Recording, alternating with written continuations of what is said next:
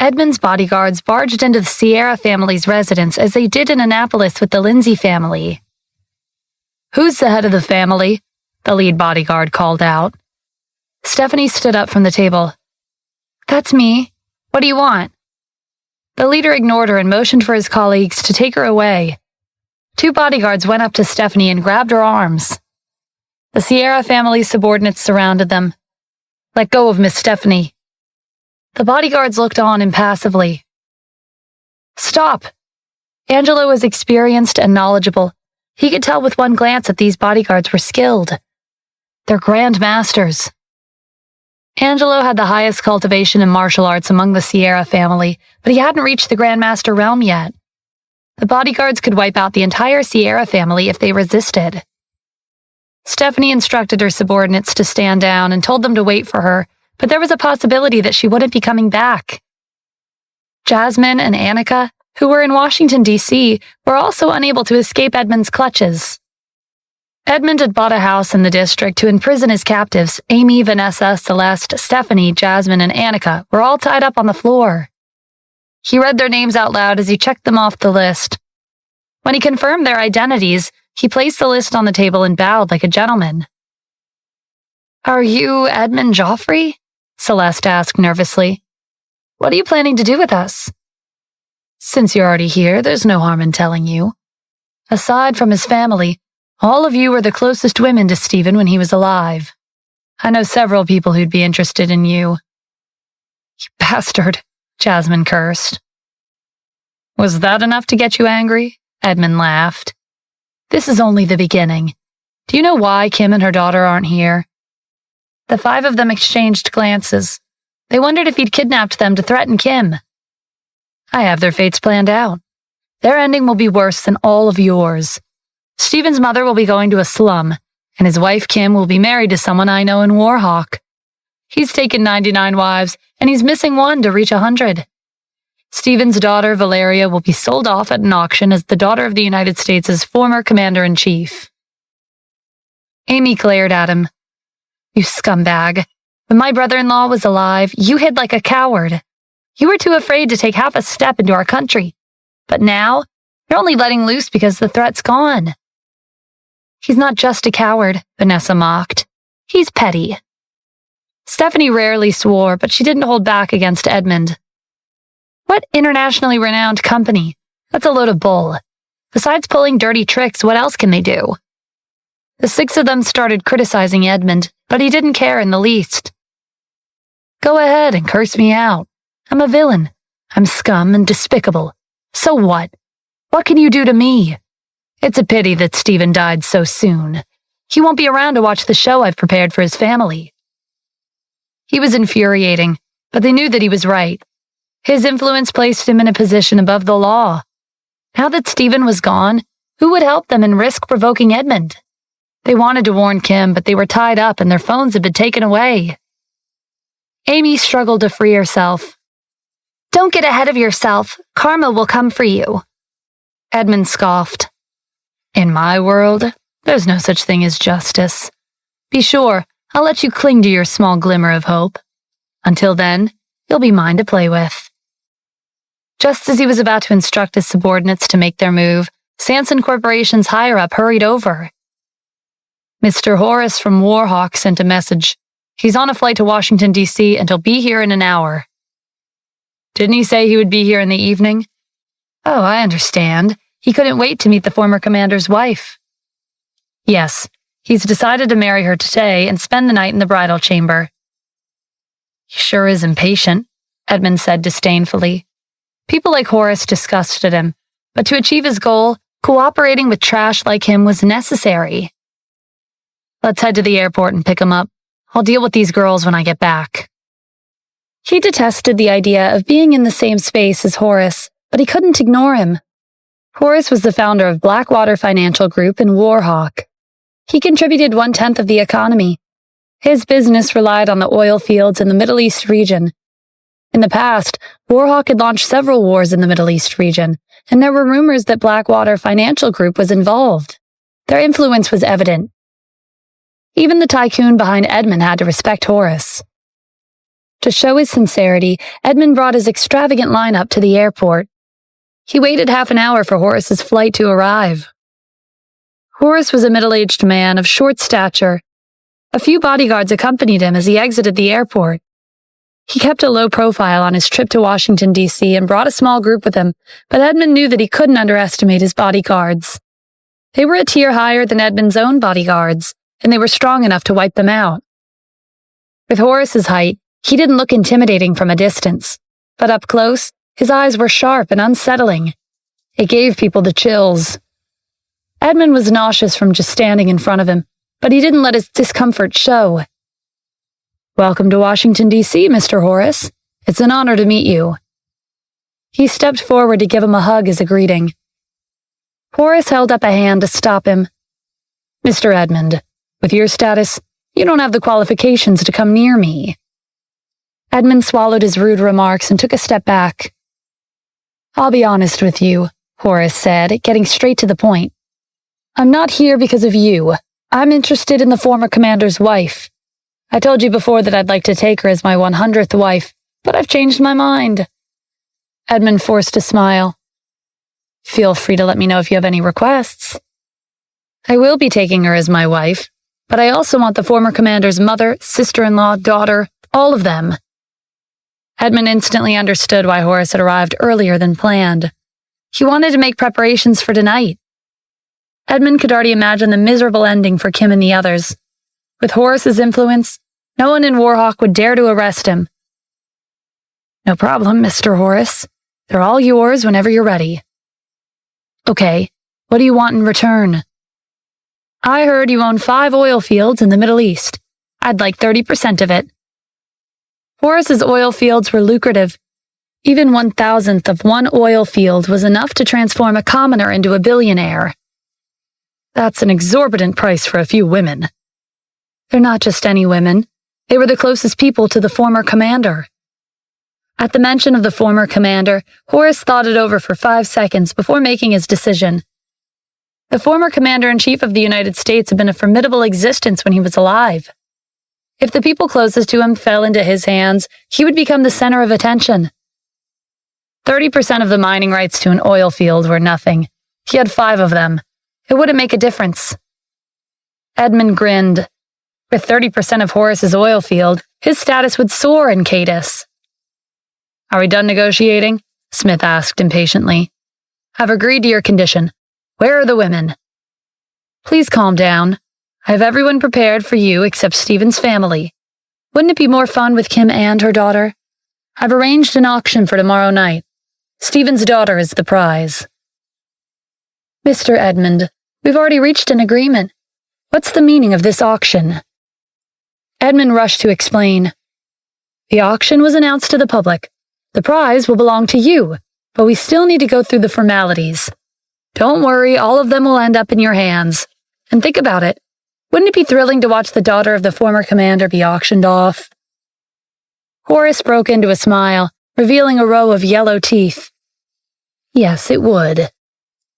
Edmund arranged a presidential suite at a luxurious hotel in the district for Horace's stay and went to finalize the remaining preparations for tomorrow's auction.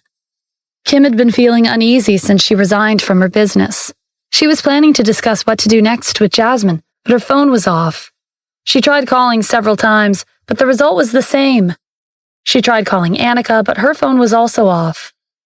Sanson Corporation wasn't above criminal activity. Jasmine and Annika could be in trouble. Kim decided to find Victoria and ask for her opinion. As she was leaving the house, she ran into her at the door. "Mom, I think something happened." "Kim, something serious has happened." They both spoke at the same time. Victoria looked frantic, so Kim asked her to go first. "My father called and told me that Edmund's people abducted Stephanie." "What? I can't contact Jasmine or Annika. Edmund must have taken them away too." "That's not all. My father told me that Edmund is preparing to hold an auction with Valeria as the prize." Kim was furious. Valeria wasn't even 2 years old. How could they do this to a child, or anyone for that matter? But Edmund had made his influence painfully clear. He wasn't above challenging the law because he was confident that he wouldn't be persecuted. Mom, we can't just sit here and wait for their people to kidnap us. We need to leave right now. I know, but when I came back, I saw some people I didn't recognize in the neighborhood. They might be Edmund's people. Let me take a look. Kim peered out the window of the second floor. A group of familiar faces was standing at their villa's gates and intimidating their security guards. They were Edmund's bodyguards. The villa's security was tight, so the guests had to receive permission before entering. They're already here. What should we do? Victoria asked nervously. Kim thought about it.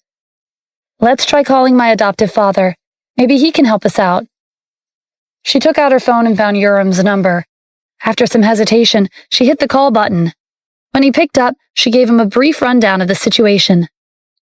Urim was quiet for a long time. Kim, it's not that I don't want to help you, he finally said. The Cassidy family's no match for Edmund's influence.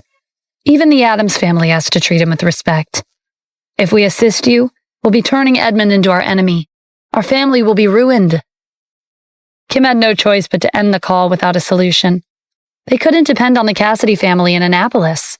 Who else could they turn to? Valeria held out her hand. A smart bracelet was fastened to her wrist. Kim had brought it for her in case she ever got lost. Daddy will save us. Valeria tapped the screen on her smart bracelet to dial Stephen's number. Hello, Daddy? We're in big trouble. Hurry up and come back. At this time, Stephen was in Tyal with Noor. He'd given Eventide's ashes to his family, and as the Grand Palace Master, he held a funeral for him. Tyal's king was in attendance. After the funeral, Stephen received a call from his daughter. Don't worry, Valeria. Daddy will come back right away. I'll be waiting. Valeria ended the call. Kim wasn't happy to see her calling Stephen. Valeria, what are you doing? Why are you bothering your dad? It's her instinct to look for her dad when she's in trouble, Victoria said. But Stephen is... She couldn't bring herself to finish her sentence. Mommy, Grandma, don't worry. Daddy's powerful. He'll save us. Valeria sounded confident, but Kim and Victoria didn't take her words to heart. Noor, let's head back to Washington, D.C. Stephen was worried after Valeria's call. Aston and his subordinates were protecting his family and sending him updates in real time, so their safety was guaranteed, but he would be more at ease if he went home as soon as possible. Stephen and Noor took the earliest flight back to Washington, D.C. Aston went to the airport to pick them up. Mr. Adams, Edmund forced your wife to resign from the Wyvern Group and Tanith Corporation. He merged the two companies and renamed them Joffrey Group. He also appointed a puppet CEO to manipulate company affairs. Aston had wanted to take action, but he couldn't act on his own without Stephen's presence. The palace couldn't reveal itself without the Grand Palace Master. Edmund Joffrey, was it? He and Sanson Corporation will disappear today. Kim and Victoria didn't leave the villa. They stayed inside, worried that Edmund's bodyguards would abduct them the moment they stepped out of the house. An entire day had passed, but the bodyguards had no intention of leaving. Kim and Victoria were on edge at the constant threat.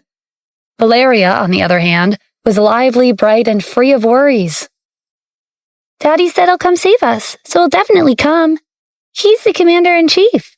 He's stronger than everyone else. But the two of them weren't in the mood to listen to her rambling. The bodyguards outside received a call from Edmund. What's the holdup? Are you waiting for Kim and her daughter to walk out by themselves? You idiots. Barge in there and bring them out. Following Edmund's scolding, his bodyguards pushed past security and barged into the villa. They took Kim, Victoria, and Valeria with them. Meanwhile, Edmund had just finished setting up the auction venue. The only thing missing was the prizes. He was full of smiles when his bodyguards reported that they were here. Mr. Horace, are you satisfied with the venue? I held an auction to warn the people of this country. They can offend anyone they want, but not us. That includes the commander-in-chief. Horace wasn't interested. Just start the auction already. It had been decided that Horace would be the winner. He was the only person sitting in the front row. The rest of the bidders knew that provoking him would be a bad idea, so they sat in the back far away from him. Edmund could tell that the audience was getting impatient. He instructed his bodyguards to bring Kim, Victoria, and Valeria to the venue. Horace's eyes widened in anticipation. His lecherous gaze swept over them. "They're here," Edmund said. "Let's begin." Edmund went on stage and gave a short introductory speech. "The auction for the daughter of the United States' former Commander-in-Chief begins now. The highest bidder wins the prize. She has a prominent status, so the base price will be high. The starting bid will be 100 million. To the audience, it was indeed a large sum, but it wasn't every day that the daughter of a commander appeared at an auction. They made their decision and began calling out their bids. 110 million. 150 million. That's too little. She's worth at least 200 million. 200 million is generous. I bid 300 million. The price went up in minutes. They were willing to pay no matter how much it cost. In less than 10 minutes, the base price of 100 million had increased to 2 billion. And there was no sign of it slowing down. "This auction's more entertaining than I expected," Harlan remarked. "Let's join in the fun, too." He was here with Jim and their friends. When Harlan first came to Washington, D.C. for Kim a while back, Stephen humiliated him. He'd been holding a grudge ever since then. He tried to get his revenge after Stephen was paralyzed from an injury, but Eventide had shown up and tossed him out of the house. Stephen was dead, so his wife wasn't off limits anymore. Harlan's friends felt the same way. When they heard that Edmund was hosting an auction with Stephen's daughter as the prize, they came over for their share of the entertainment. "How are we supposed to join in?" Jim asked. "The price is 2 billion. We can't fork over that much money." "Look around," Harlan said with a smirk. "Everyone here is richer than us. Our bid won't succeed." "If you know that, why are you still bidding?" "Because it's fun. Winning and losing isn't important. Look, Stephen's daughter is on stage. Bidding in an auction for her is a form of revenge against him, even though he's dead." "I suppose you're right." 2.3 billion, Harlan called out. What happened after was exactly like he'd predicted. Someone else in the crowd raised the bid. 2.4 billion. The bidder was a member of the Fukuda family. The head of their family owned Zanger Corporation. Stephen had chased him out of the U.S. as he did with Sanson Corporation. The Fukuda family hated him to the bone. They were here to get back at him. 2.5 billion. 3 billion. The price continued to soar. Edmund's smile weakened. The more people in the audience who hated Stephen, the higher the price would be. "Miss Kim, I doubt you expected this. Who knew you and your daughter were worth so much?" As expected of the flesh and blood of the former commander. Kim glared daggers at him.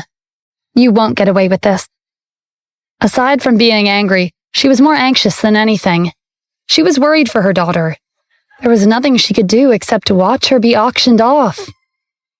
"You should be thanking me," Edmund snapped. "I was planning to lock you and your daughter in a cage, but after the auction, you two will become some other person's plaything." Kim's response fell on deaf ears as he turned back to the audience. Horace was making his bid. 5 billion. The crowd fell silent. 5 billion was a large sum, and not everyone could afford it. But their temptation won against reason. 5.5 billion, another bidder called out. 6 billion. 6.5 billion. The bids didn't stop. Everyone in the audience vowed to win Stephen's daughter. When the bid reached 8 billion, the venue quieted down. Harlan and the Fukuda family stopped. If they continued to participate, there was a possibility that they would win the bid. They couldn't afford 8 billion. Horace made the final bid. 10 billion. Anyone else? No one spoke nor dared to compete with him. "Mr. Horace has bid 10 billion, Edmund said dramatically. "Is there anyone else who would like to bid?" He scanned the crowd. 10 billion going once, 10 billion going twice, 10 billion going thrice. Edmund knocked the hammer on the podium and announced the result. "Congratulations, Mr. Horace. You've won the prize for 10 billion. Horace stood up and faced the crowd with a triumphant look. They congratulated him. "The former commander's mother, wife, and daughter are yours. Enjoy." "Mr. Edmund, Help me pass on a message to the former commander. Tell them that I'll take very good care of his family. I won't have to pass on your message. I'm sure he's watching over them. He'll definitely be able to hear you. Kim and Victoria protested on stage, but they were ignored. The crowd was caught up in the excitement. Harland, his friends, and the Fukuda family outright mocked them. They wallowed in their despair. Most of the audience detested Stephen. They were thrilled when they found out that he'd died. His son would soon follow in his footsteps. Mommy, Grandma, don't cry. Daddy will come to save us. Valeria pointed to the door. Daddy's right outside.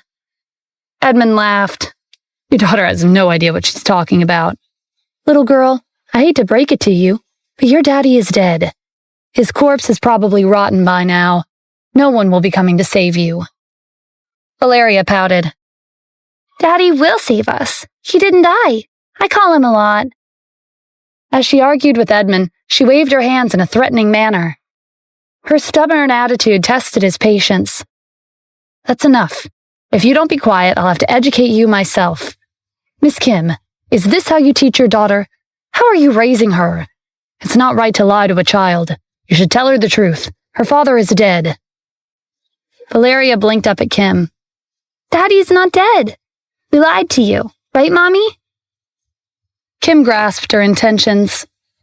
My daughter's right. My husband is alive. We know where he is. Her words shook Edmund and Horace's confidence. Harland, his friends, and the Fukuda family weren't handling the news any better. Stephen was alive. That fact alone was horrifying. After he was disabled after dueling with Kylan, the forces overseas didn't hesitate to send assassins to the U.S. to finish him off. They would never be at ease as long as he was alive. Their fear of the former commander was deeply rooted. The audience hadn't thought too much of Valeria's childish threats, but Kim was another story. There was a risk that she was telling the truth. Tension filled the air. Victoria realized that this was their one hope of survival. My son is alive. He's looking for us as we speak. An hour has passed since we last talked on the phone. We give each other updates once every hour. If he can't contact us, he'll know that something's wrong. Her words unnerved the audience even more.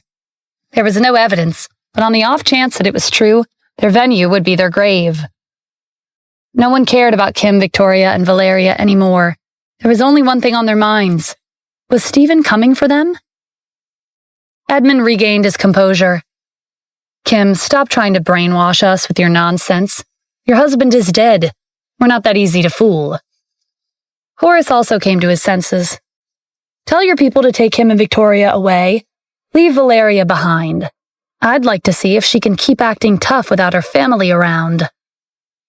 Good idea. Edmund ordered his bodyguards to detain Kim and Victoria. They struggled, but it was useless. Their grip was too strong. Valeria was taken from Kim's arms. As Kim and Victoria were being dragged out of the venue, Valeria waved at them. Mommy, Grandma, don't worry. Daddy will be here soon. Be quiet, Edmund snapped. He wasn't as calm as he looked. Valeria's threats had gotten to him. Stephen had defeated the Alliance with his own strength, and he'd taken down Devil Hall's army twice. If he were alive, he would be a huge threat to everyone present. Horace looked around the venue. Why are you all so nervous? I'll be marrying my 100th wife today. It's a joyous occasion, but look at you. Terrified because of a few threats from a child. Where's your backbone? The living is scarier than the dead. No one spoke, so he continued shamelessly. Even if the commander's alive, he's still a cripple. What's there to be afraid of? The weakest person in the room can kill him. Suddenly, the venue shook. Edmund almost fell off the stage. Is it an earthquake? Someone exclaimed. The wall on one side of the venue collapsed, kicking up a cloud of dust. As the dust settled, a large group donning a black uniform appeared outside where the wall had collapsed. A mask with an intricate design covered half of their faces. A curved blade was strapped to their waist, and a bow and arrow were on their backs. They swarmed into the venue and surrounded the crowd. Edmund and Horace knew who they were the moment they saw them. Hellcrown Palace had recently risen to fame. Even the children on the streets had heard about them. Gossip about their peculiar uniforms was widely spread. The group that just arrived was the spitting image of the rumors. Hellcrown Palace had been stopped in the United States when the Northern Guardian lost to Kylan, but their fame hadn't been affected. Then again, it was hard to forget the past massacre of influential figures overseas. Memories of their slaughters surfaced among the audience. There were many big shots in the crowd, including Edmund and Horace. Any one of them could be the palace's next target. Edmund's and Horace's bodyguards stood in front of them, bracing themselves for a fight. The others in the crowd were a panicking mess. Harland and his friends ducked under the seats. The Fukuda family moved to the back of the audience. Valeria was the only one excited to see the palace. She waved her arms at them and called for her daddy. Edmund and Horace were dumbfounded. Did Stephen have a connection to the palace? Most importantly, there were so many members of the palace crowding inside the venue. Such a large group couldn't have arrived just a moment ago. They had to have hidden themselves somewhere in the vicinity. Edmund's bodyguards had an aura that rivaled Grand Master's, but they were overpowered by the palace's aura the minute they stepped into the venue. The palace could wipe them out in an instant. The timely arrival of the palace had been arranged by Aston. He'd been keeping an eye on Kim after Stephen went to Tyal with Noor. Edmund had acted fearlessly, but his every move was under Aston's control. But without Stephen's permission, Aston couldn't take action. He'd been monitoring this situation from the sidelines while waiting for Stephen to return. Several members of the palace leaped into the air and landed on stage. They knelt on one knee in front of Valeria. Edmund and Horace exchanged confused glances. If the palace was paying respects to Valeria, then that could only mean one thing. The Grand Palace Master was... They were too afraid to finish that thought. The palace shifted into formation, forming 2 rows on both sides of the broken wall. Welcome, Grand Palace Master. Another large group approached from a distance. There were 4 members in the lead. They were wearing masks like the rest of them. The only difference was their uniforms. The characters for North, West, East, and South in an ancient language were embroidered on their respective armbands. They were the Northern, Western, Eastern, and Southern guardians of Hellcrown Palace. They walked into the venue and stood to the side. A young man who bore a striking resemblance to someone Edmund and Horace once knew entered the venue with another large group of escorts. Valeria waved her arms again. "Daddy, I'm here!" His face came into view, and Edmund and Horace were petrified. It was Stephen. He wasn't dead, nor was he disabled. He was alive and well. Valeria wasn't lying. Kim and Victoria were telling the truth.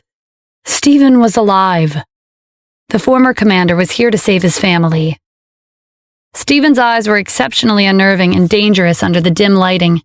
The biting chill of his aura froze the air. Edmund, Horace, and the others couldn't look away. They stared at Stephen as if he'd walked out of hell. Stephen didn't say a word, but the crowd parted and made way for him, including Edmund's and Horace's bodyguards. They had reached the Grandmaster realm, but the aura Stephen emitted terrified them. It was the aura of the Grand Palace Master. Stephen walked up the steps and made his way to Valeria on the stage. When he was in front of her, his features relaxed and his chilling aura dissipated. He crouched down and carried her in his arms. With a smile, he said, "Sorry I'm late, Valeria. Those bad guys must have scared you." Valeria shook her head. She didn't look the least bit afraid. "I wasn't scared. I knew Daddy would come and save me. With Daddy here, I'm not afraid of anything." Stephen gently pinched her nose. "My little girl sure is brave." He turned back to the crowd and his smile fell. "As for these bad guys who targeted you, I'll make them pay. Edmund, head of Sanson Corporation from Cadis, Horace, owner of Backwater Financial Group from Warhawk, do you still recognize me?" Edmund and Horace's anxiety grew when he called them out. Stephen was alive, but the most horrifying truth was that he was the Grand Palace Master. Edmund hadn't directly participated in Silas's scheme against Stephen, but he'd secretly lent the Alliance's support. When Stephen was rumored to have died in the desert, Edmund had personally spoken to Silas. He'd repeatedly confirmed his death. But it turned out that Stephen was alive, and he had somehow recovered. "Surprised I'm alive?" Stephen asked. As the owner of Backwater Financial Group, Horace was quick to put the pieces together. "You never died in the first place. This was the palace's plan all along. Am I right, respected former commander?" Stephen didn't agree nor disagree. He nodded and said, "You're a smart man." Edmund couldn't believe it. "This is impossible." Stephen looked him dead in the eye. "There's nothing that's impossible when it comes to the palace." Edmund's mind raced to come up with a way to get out of this. He'd almost auctioned off his family. Stephen would never let him walk out of here alive. In a moment of desperation, he suddenly thought of Kylan. "The palace is formidable, but Commander Gale gave you an order to leave the U.S. If you don't leave immediately, I'll report this to him." News of Kylan's victory against the Northern Guardian had spread like wildfire. A majority of the country knew about it.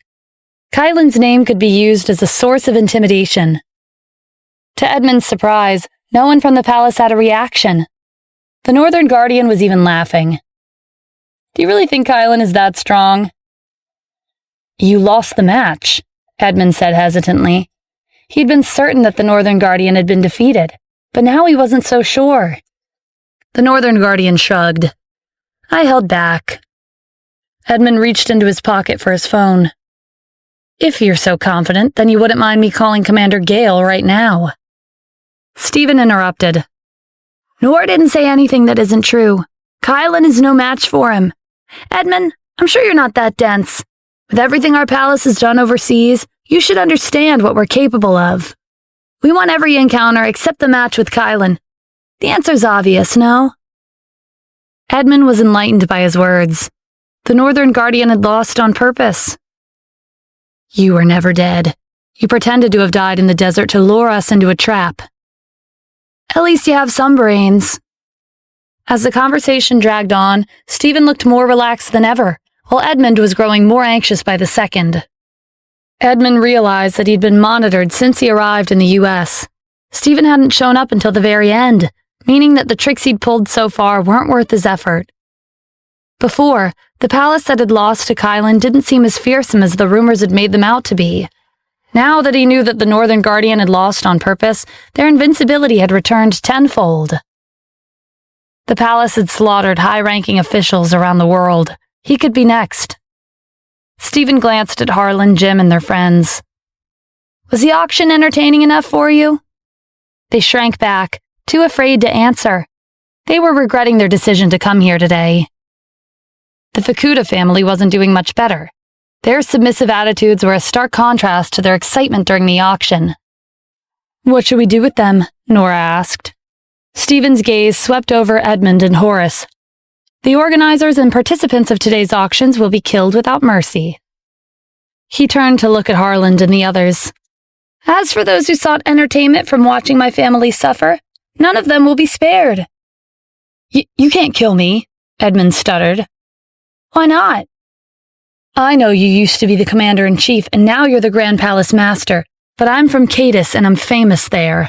Mr. Horace is the owner of the Blackwater Financial Group from Warhawk. We hold prestigious positions, and we have the authority to influence national decisions. If you kill us, you'll have to face unspeakable consequences." Horace spoke up. "He's right. We are representatives of our respective countries. If you harm us, you'll be starting a war between the U.S., Cadis, and Warhawk.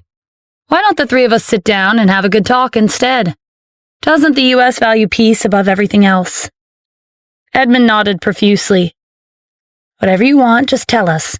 Mr. Horace owns all 5 oil fields in the Middle East.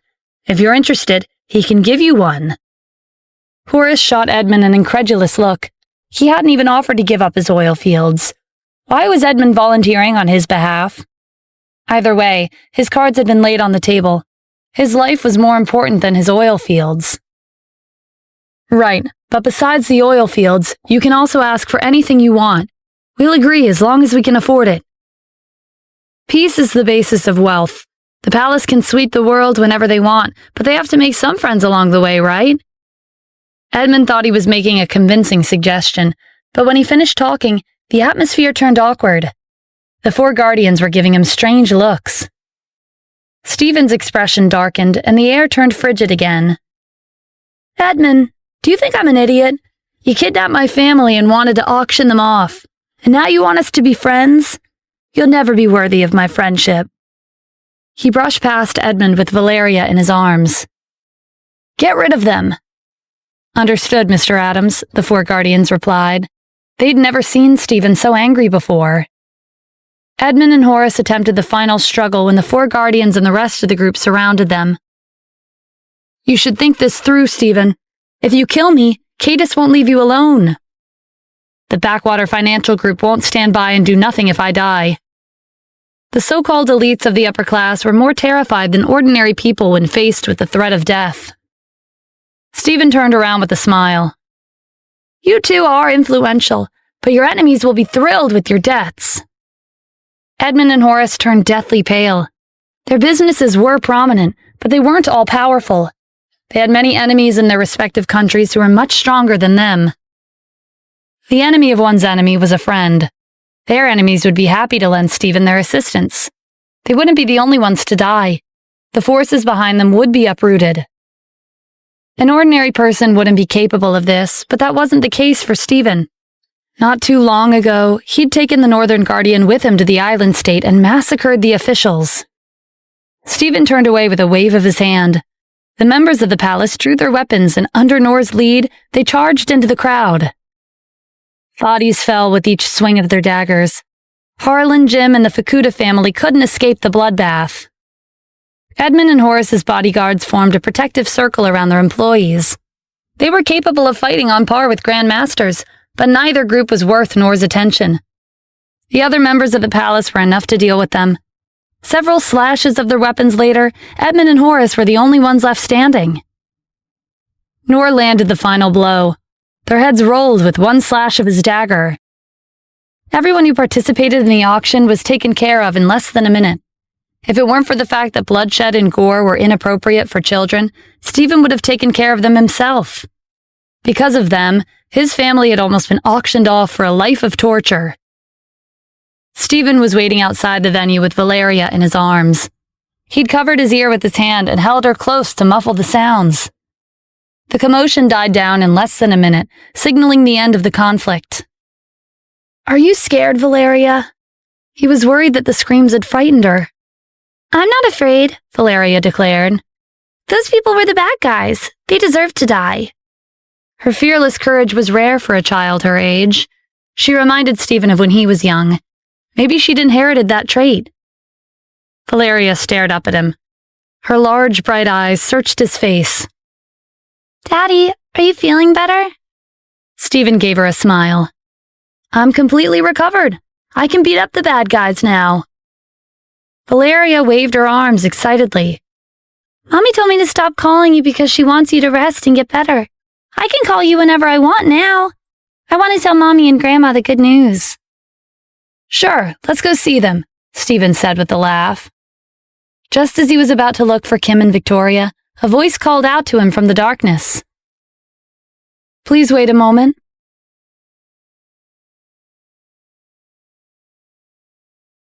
Stephen turned around with Valeria in his arms and was surprised to see a few members of the Leviathan unit. The last time he'd come in contact with them was during his duel with Kylan. They greeted him respectfully. "It's good to see you, Commander Adams." "I'm not the Commander-in-Chief anymore. It's not appropriate for you to address me with this level of formality." The Leviathan unit was under the command of the Supreme Leader. Their organization was small in numbers, but they held a distinguished status. "It's more than appropriate," the leader of their unit replied. "You have always been the commander of the United States." He gestured to the palace members inside the venue. It dawned on Stephen that the Leviathan unit had found out that he was the Grand Palace Master. The Supreme Leader was wise and experienced. He must have realized that there was something off about Nor's defeat during his match with Kylan. To confirm his suspicions, he'd sent the Leviathan unit to track the palace in secret. That was when they discovered the true identity of the Grand Palace Master and confirmed that the palace was not an enemy. Valeria answered in Stephen's stead. "Daddy is the commander. He always will be." Stephen laughed and pinched her cheek. May I ask what instructions you have for me? The Leviathan unit was a secretive group. They didn't appear in public for no reason. If they were here, there had to be something serious going on. The Supreme Leader has instructed us to pass on a message. It's a blessing that you're alive. As the Grand Palace Master, he hopes you'll continue to do your best for the country. The palace had half of the world's wealth and influence at their disposal, but Stephen was also the commander-in-chief. He had to follow orders of the Supreme Leader. Of course. Anything else? Many big events have taken place recently, and the people have been speculating the truth behind your death. There are some who believe that you're not dead. It's only a matter of time before suspicions arise. The Supreme Leader believes that it is appropriate time to reveal yourself. However, your full recovery can't be exposed. That's true. Doesn't take a genius to link the events back to me. But from what you're saying, it sounds like the Supreme Leader thinks it would be a good idea to stop hiding. Why is that? These are hostile factions that lurk in the dark. It'll be dangerous to leave them be. You're disabled and harmless on the surface, but your true identity is the Grand Palace Master. You can investigate our enemy in secret. Many of these factions were located overseas, but there was quite a number in the U.S. Sending Stephen to deal with them was the best option. He possessed heaven-defying strength. In addition, he'd made countless enemies when he won the war and saved the country. Now that he wasn't the commander anymore and was known to be disabled from an injury, his enemies would take the initiative to expose themselves. I understand. Nothing gets past the Supreme Leader. He's aware that those we dispose of overseas are only the tip of the iceberg. The true hostile factions have yet to show themselves. The biggest mystery was Devil Hall's identity and their goal.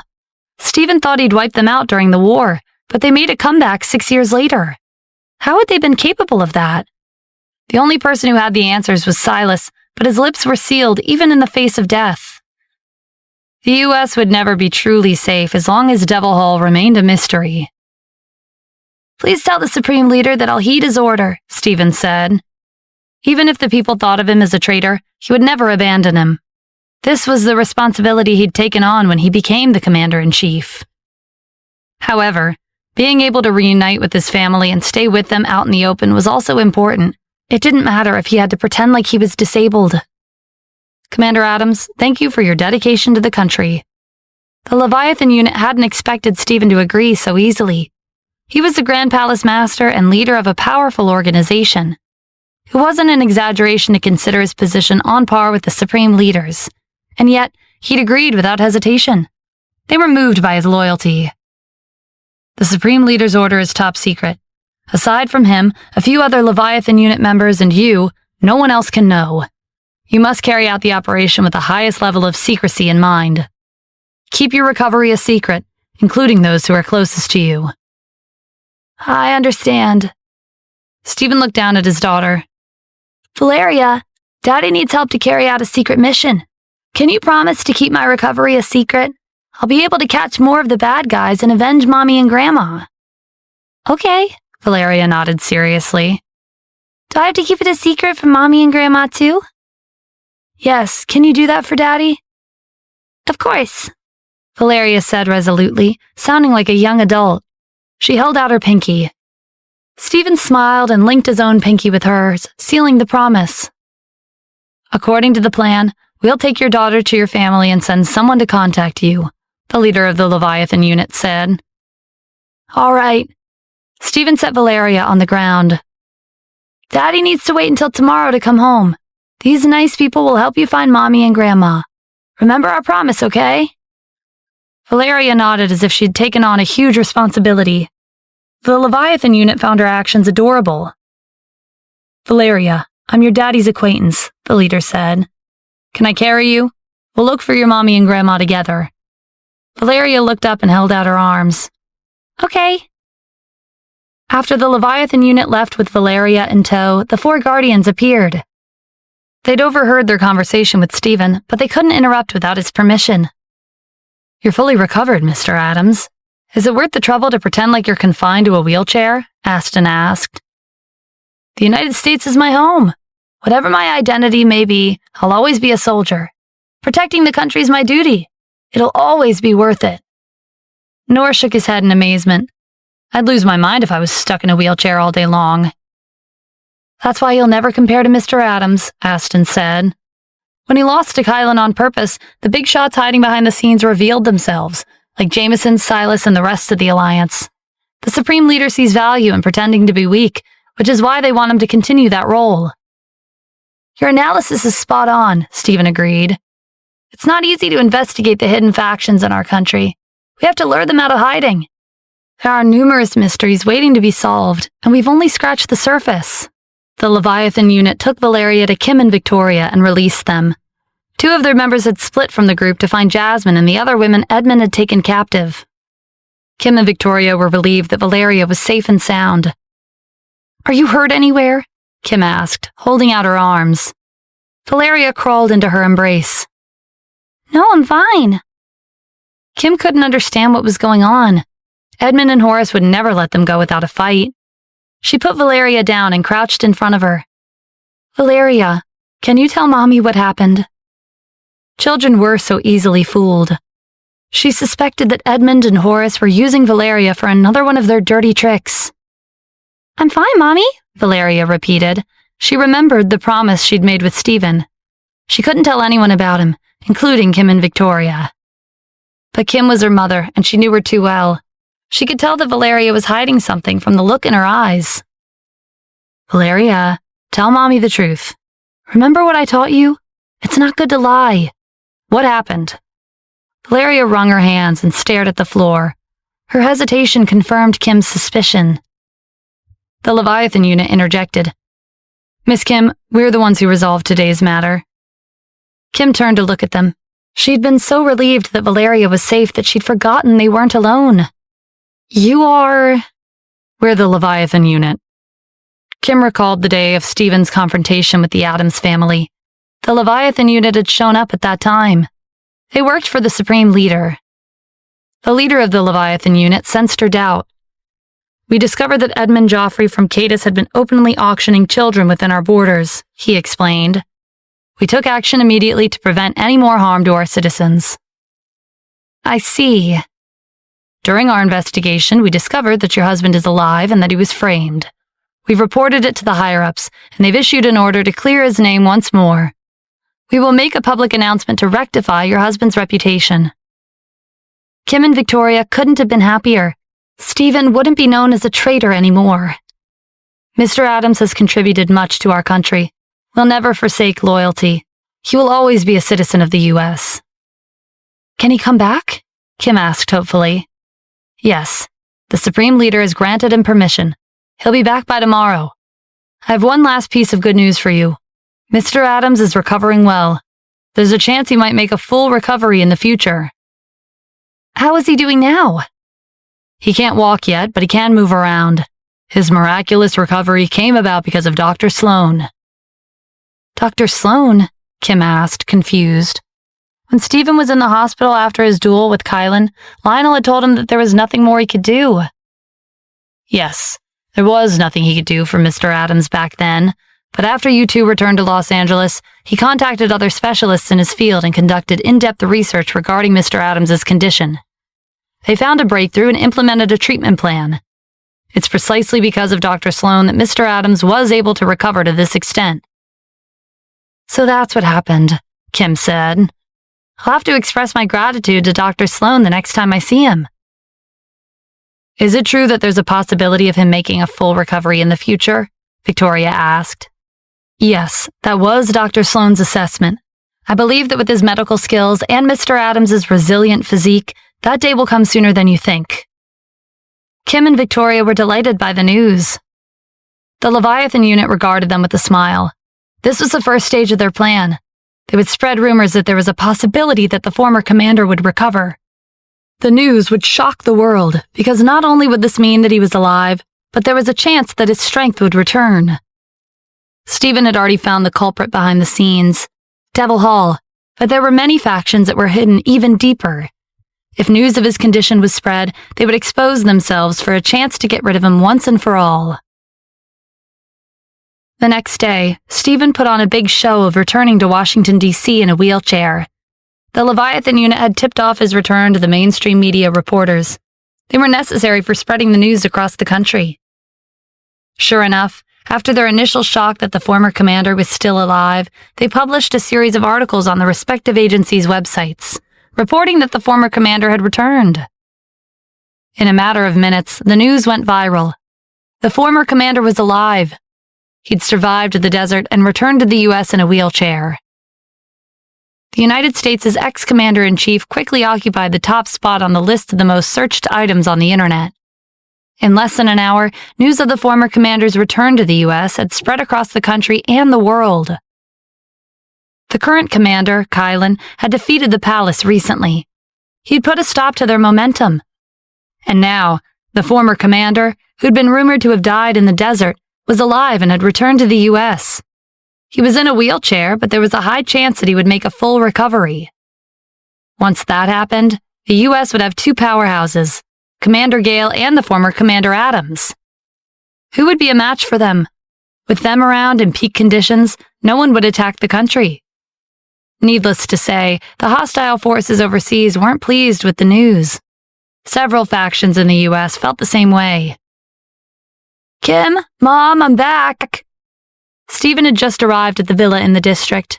Kim and Victoria had gone out to welcome him home. They threw themselves at him and burst into tears. He patted them with a smile.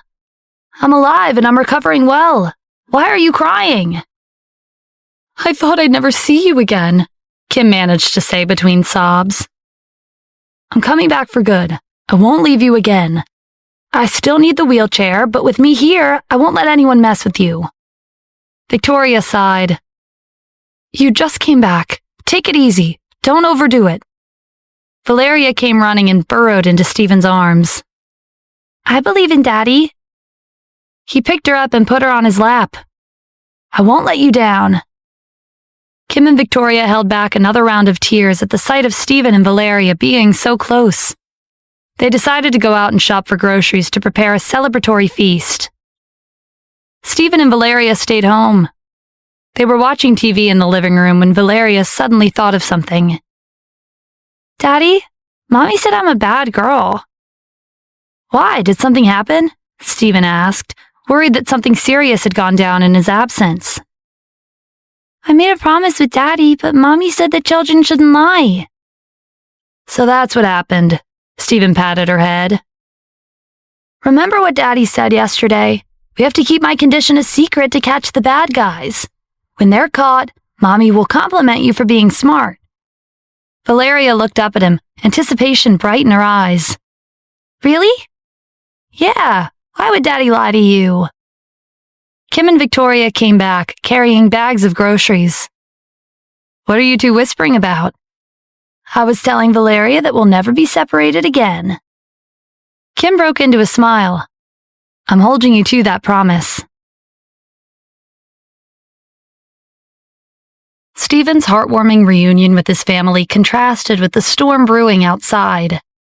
Chaos had ensued with the news of his return. It caused a chain reaction around the world. The pictures of the former commander in a wheelchair were enough to keep them up at night, even when his back was turned to the camera. Stephen was aware that the peace wouldn't last forever. He would have to make his move once the hidden factions came to the surface. The news reached Kylan and his students. They were sitting around a table at the mansion with a newspaper in front of them. The headlines mentioned the former commander's return to the U.S., and there was a large picture of him in a wheelchair plastered on the cover. His back was turned, so his face was obscured.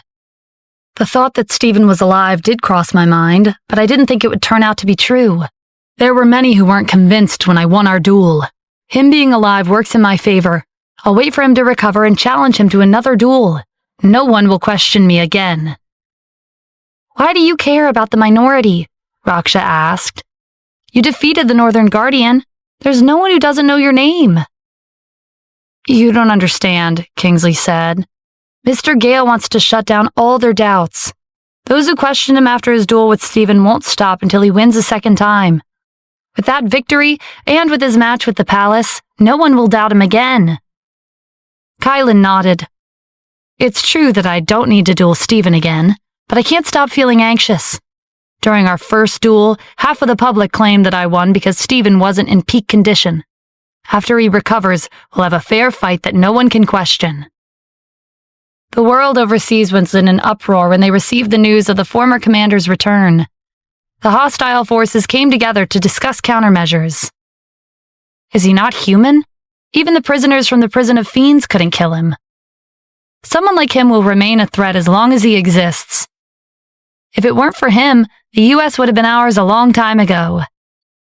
Fortunately, he hasn't recovered to the point where he can walk. We have to seize this chance and kill him before he recovers. Otherwise, we'll all die. If Stephen were dead, they would only have to deal with Kylan. Kylan was insanely strong, but that was nothing they couldn't handle with a few schemes. But Stephen was different. His martial arts and his brains were top-notch. He had no weaknesses, even if he was disabled. Edmund and Horace's bodies were sent back to Cadus and Warhawk, respectively.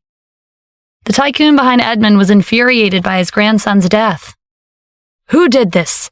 Investigate Edmund's death immediately. I don't care who it was. I'll kill them and make them accompany my grandson in death." His subordinate hurried to report. "I heard the former commander of the U.S. has returned to the country.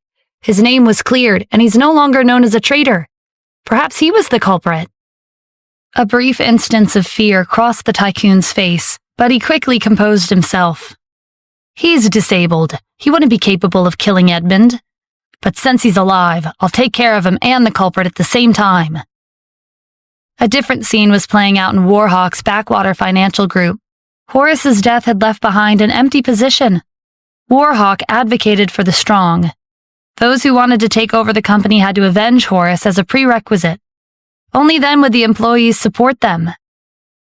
The hidden clans in the U.S. also started to move. The first to leave seclusion was the Chevalier family.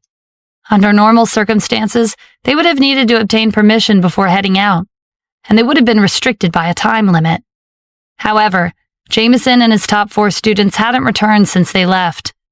After an investigation, the Chevalier family discovered they had been killed outside. The Chevalier family couldn't accept this. The aristocrats possessed the strength to take over the outside world if they so desired. The death of an aristocrat outside was a huge scandal and a serious stain on their reputation. The head of the Chevalier family asked his subordinates to find the culprit who killed Jameson and his students. They broke the rules of seclusion, and group after group set foot in the outside world. This also caused a chain reaction.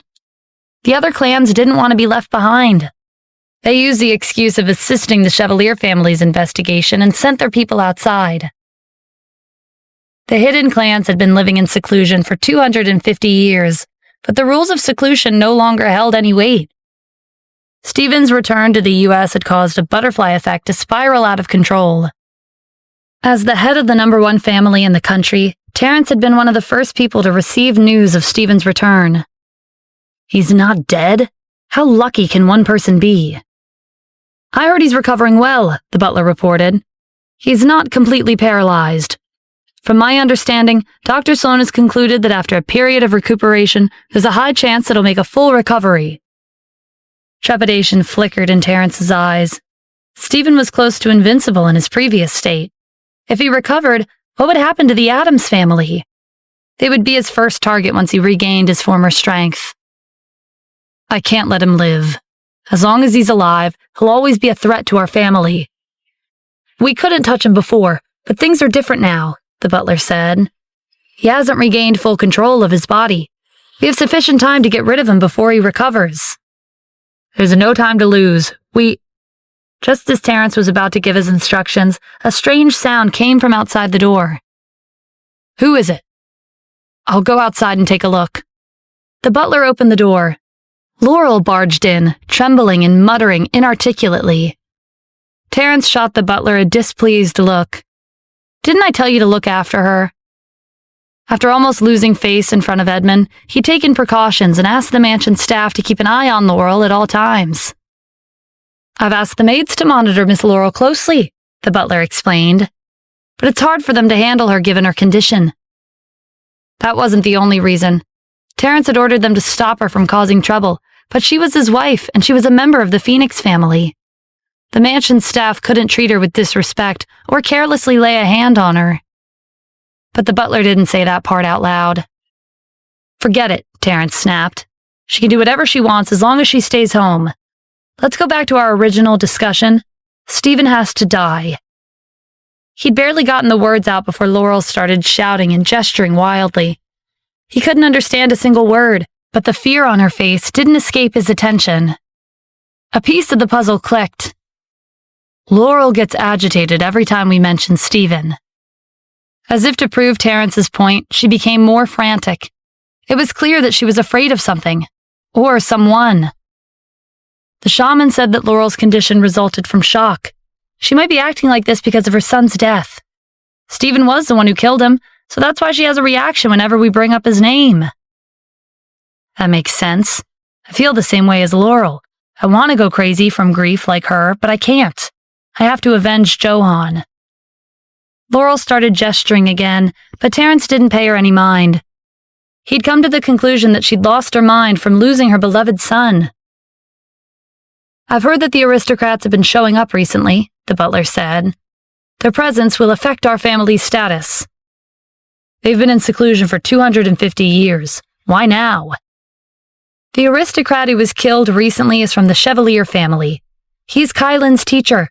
4 of his students were killed as well. He was related to our current commander?" Even the Adams family couldn't match up to Kylan's martial arts. Terrence couldn't think of anyone who could take down his teacher and 4 of his fellow students. No wonder the aristocrats were leaving seclusion to investigate. Laurel held her head with both hands. She curled up in the corner and trembled non-stop. Terrence was getting annoyed with the distraction. "Take her away. I can't concentrate with her here." The butler called the maids over, but they had a hard time bringing Laurel out of the room. She kept struggling to break free from their grip. The maids were afraid to use too much strength.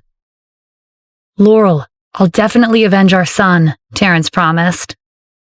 "Drag her out," he ordered the maids. With Laurel gone, he felt more at peace. "What are you planning to do about the aristocrats?" the butler asked. "I don't know. Too many things have been happening recently. An aristocrat died, and the Chevalier family came outside. It would be best that after they finish their investigation, they'll go back into hiding. But an aristocrat possesses inhuman strength. It's impossible to predict the consequences. If our family's involved, it'll become a matter of life or death." The aristocrats aren't the only problem. Derek died mysteriously, and we still don't know who the culprit is. And now, Edmund and Horace have turned up dead. Terrence felt a headache coming on, but he couldn't figure out what was going on. "I hope this has nothing to do with the Adams family. Keep monitoring the situation and report to me if anything happens. As for that cripple, I'll deal with him myself." "Dr. Sloan, are you confident that Stephen can make a full recovery?" Kylan had invited Lionel to his home to discuss Stephen's condition. "Are you worried that he'll recover and take your position away?" "No, why would I be? I won against Stephen once, and I can do it again." "Is that so? Why did you call me here today?" "I need to fight Stephen one more time. When will he recover?" "It's hard to say. His physique and willpower are incredible, but certain things can't be rushed. With the current treatment plan, he'll recover at his own pace. That is, unless a special medicine exists to speed up the process." Kylan's face lit up. He signaled for Kingsley to come over and whispered a few words. Kingsley nodded and left the room. He returned with an antique box in hand. Kylan took the box and handed it to Lionel. "This is... It's a healing salve. Its effects are immediate. Why don't you open it and take a look?" Lionel opened the box. The scent of medicinal herbs filled the air. Even with his vast knowledge and experience, he didn't know what ingredients had been used to make the salve. "Kingsley, demonstrate its effects," Kylan said. Kylan took out a dagger and made a small cut on his arm. He opened the container of salve and smeared the medicine on his wound. The broken skin was stitched together, and in less than 10 seconds, the wound had completely closed. Aside from the blood, there was no sign that the skin had been cut at all. Lionel's eyes widened. Is this the golden sage salve? He'd only ever heard of this salve in legends. It had extraordinary healing properties. There were rumors that the hidden clans were the only ones who had this medicine. There were two main reasons as to why the hidden clans would always be one step ahead of the outside world. First, their martial arts were superior. Second, they had ancient medicines in their possession. This was the only way to ensure that every aristocrat was a powerhouse. As a member of the aristocratic families, Kylan naturally had a lot of golden sage salve. It was rare in the outside world, but all too common among the hidden clans. Yes, this is golden sage salve, Kylan confirmed. Stephen's injuries are severe. I'm no expert, but I'm guessing the recovery time will decrease by half. That's right, Lionel said. Mr. Adams will recover in no time. Your second duel with him will come sooner than expected. Good. Kingsley, find Stephen in Washington, D.C. and give him the medicine.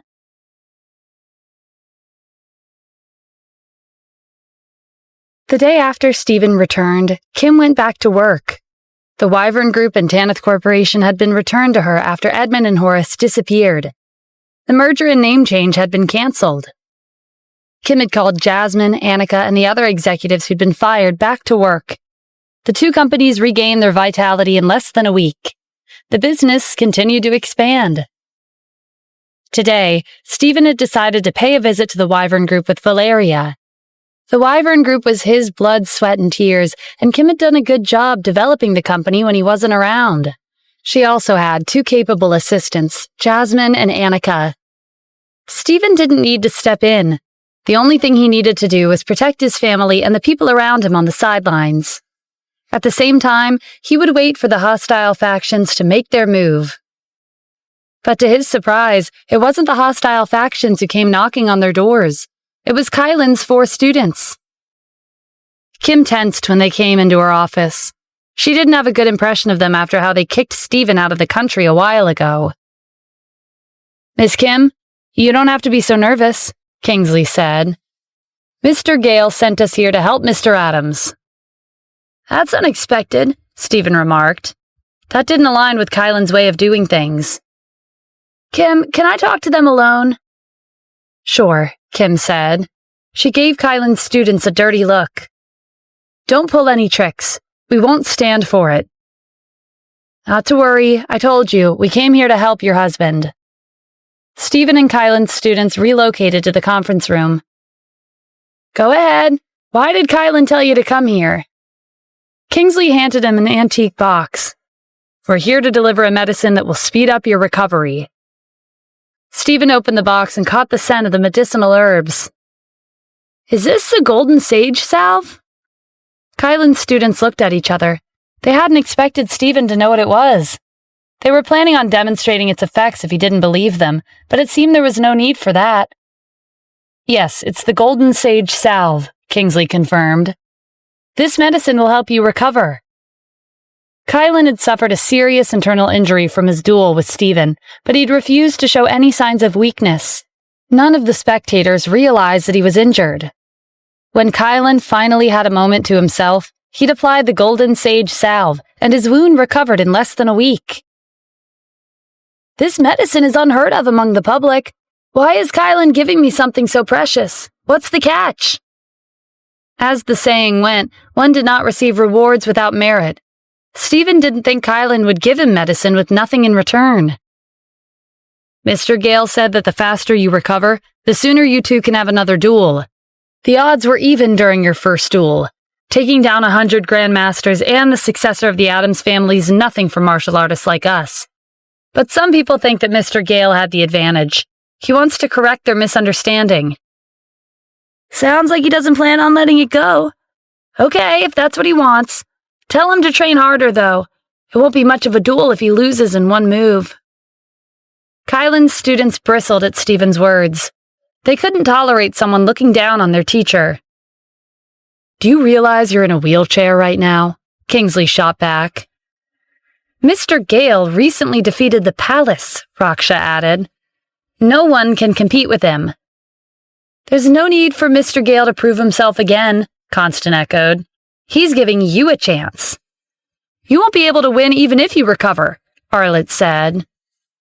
Stephen didn't take their words to heart. I'll accept the medicine. Go back and tell him he's too short-sighted. He needs to take a step back and evaluate the bigger picture." Both sides parted on bad terms. "What did he mean when he said Mr. Gale is short-sighted?" Raksha asked, closing the door behind her. "You don't get it? He's saying that Mr. Gale is inferior," Kingsley explained in a huff. "Forget it. People like him have to experience defeat firsthand before they learn." Camilla hurried into the conference room when she saw them storm off. She was worried that Stephen had gotten into a conflict with them. When she pushed open the door, she found him staring at a box in his hand. She caught a whiff of an herbal aroma. "What's that, Mr. Adams?" Stephen didn't look up. "This is the golden sage salve." "That exists?" Camilla asked in surprise. "I thought it was only a legend." "Kylan's students gave it to me. It belongs to the hidden clans. The salve has excellent healing properties. It'll be beneficial to our military.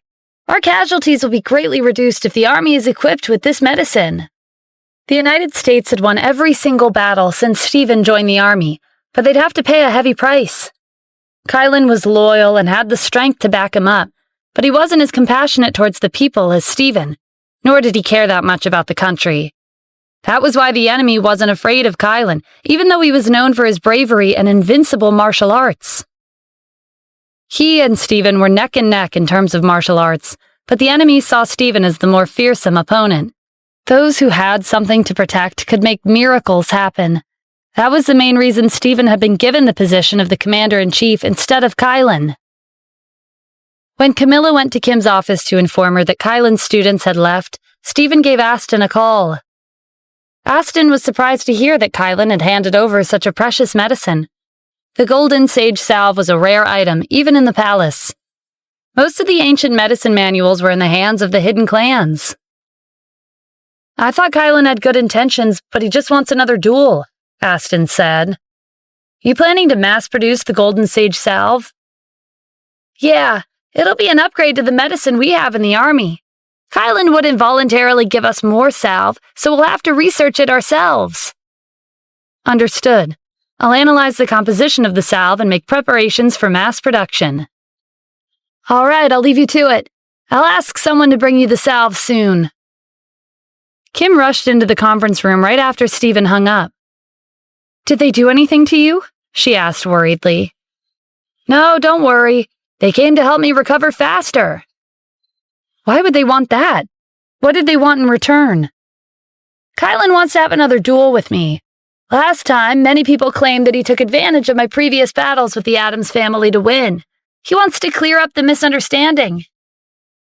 "To be honest, I thought the same thing," Kim said. "In any case, it's not a bad thing for Kylan to want me to recover as soon as possible. At the very least, I won't be kicked out of the country again." Stephen was joking, but it made Kim worried. He'd only just come back. She didn't want to be separated from him again. "Anyway, let's not talk about Kylan anymore. It's been several days since I came back. Why haven't I seen Grandma and the others?" The Cassidy and Haynes families were always trying to get in the way of their relationship. They had hounded Kim to get a divorce back when he was paralyzed, but things had been peaceful since he returned. There was no sign of them anywhere. "It's because they don't have time for us," Kim explained. "Did something happen?" "Rome's in trouble. He was messing around outside and got roped into racing. His car flipped and he almost died. Luckily, he was taken to the hospital in time. He's in the ICU right now, and he's still unconscious." "He was racing? Since when did he have that kind of hobby?" Stephen didn't think much of Rome and his brother. His impression of them was simply of a pair of swindlers. They'd earned the Cassidy family's trust by relying on their luck. Rome had been married into the family by taking Rebecca as his wife, but Stephen believed that he would be exposed sooner or later. It wouldn't be long before the Cassidy family found out that they weren't part of an upper class overseas. Unbeknownst to Stephen, Rome and his brother were cunning. They'd forged several connections overseas using Kim's fame, which solidified the credibility of their false background. The Cassidy family's trust in them had grown, and they had become important members of the family. Rome relaxed after securing his position, and his bad habits surfaced. For example, racing. Helen didn't approve, but Rebecca had insisted that it was a common hobby among the upper class. That was enough to persuade her. "Well, that works for us," Stephen said. "Let them be busy. We'll have some peace and quiet without them around." Kim had to agree. Rome had married Rebecca, so they were in-laws, but she'd never had a good impression of him. It was Rome who gave the Cassidy family all sorts of ideas to get her and Stephen to break up. At the #1 hospital in Washington, D.C., Helen, Harry, Rebecca, and Rome's brother were standing in front of the ICU with anxious expressions. Rome had been unconscious for 3 days after getting into a car accident. He showed no signs of waking up. The Cassidy family had spent a lot of money to hire a well-known doctor to assess his condition, but the situation wasn't looking too good. The doctor and his team were having a meeting after checking on Rome. Half an hour later, the lead doctor called Helen and the others into the room. Helen was too worried to take a seat. Rome was an important member of their family. Without him, the connections between them and their acquaintances overseas would be cut off, which would mean that their business dealings would be terminated. However, they weren't aware that these connections came about because of Kim's fame, not Rome himself. "How's my husband?" Rebecca asked anxiously. Rome's existence had elevated her status to a position that was just below Kim's. If anything happened to him, the attention from the family would be gone. She was more nervous than anyone else. The doctor took off his glasses and shook his head. "Mr. Rome's external injuries will heal after a period of treatment and recuperation, but it's not the case for internal injuries." "What do you mean?" Helen prompted. The doctor pulled up a CT scan and pointed to an area on his abdomen. "Mr. Rome's kidneys have been damaged. They won't be able to function as efficiently as they used to." "Are you saying he'll need a kidney transplant?" Rebecca had been content with her life after marrying Rome. If he lost his kidneys, his daily life would be affected. "It's like this." Before the doctor could finish, Rebecca cut in. "Then what are you waiting for? Find a kidney donor and perform the operation." "Miss Rebecca, please calm down. His kidneys are not the only issue. He'll need another transplant." "For what?" Helen gave her an annoyed look. "Rebecca, let the doctor finish." Rebecca kept quiet. "Mr. Rome's corneas have also been damaged from the accident. There's a risk that he'll go blind."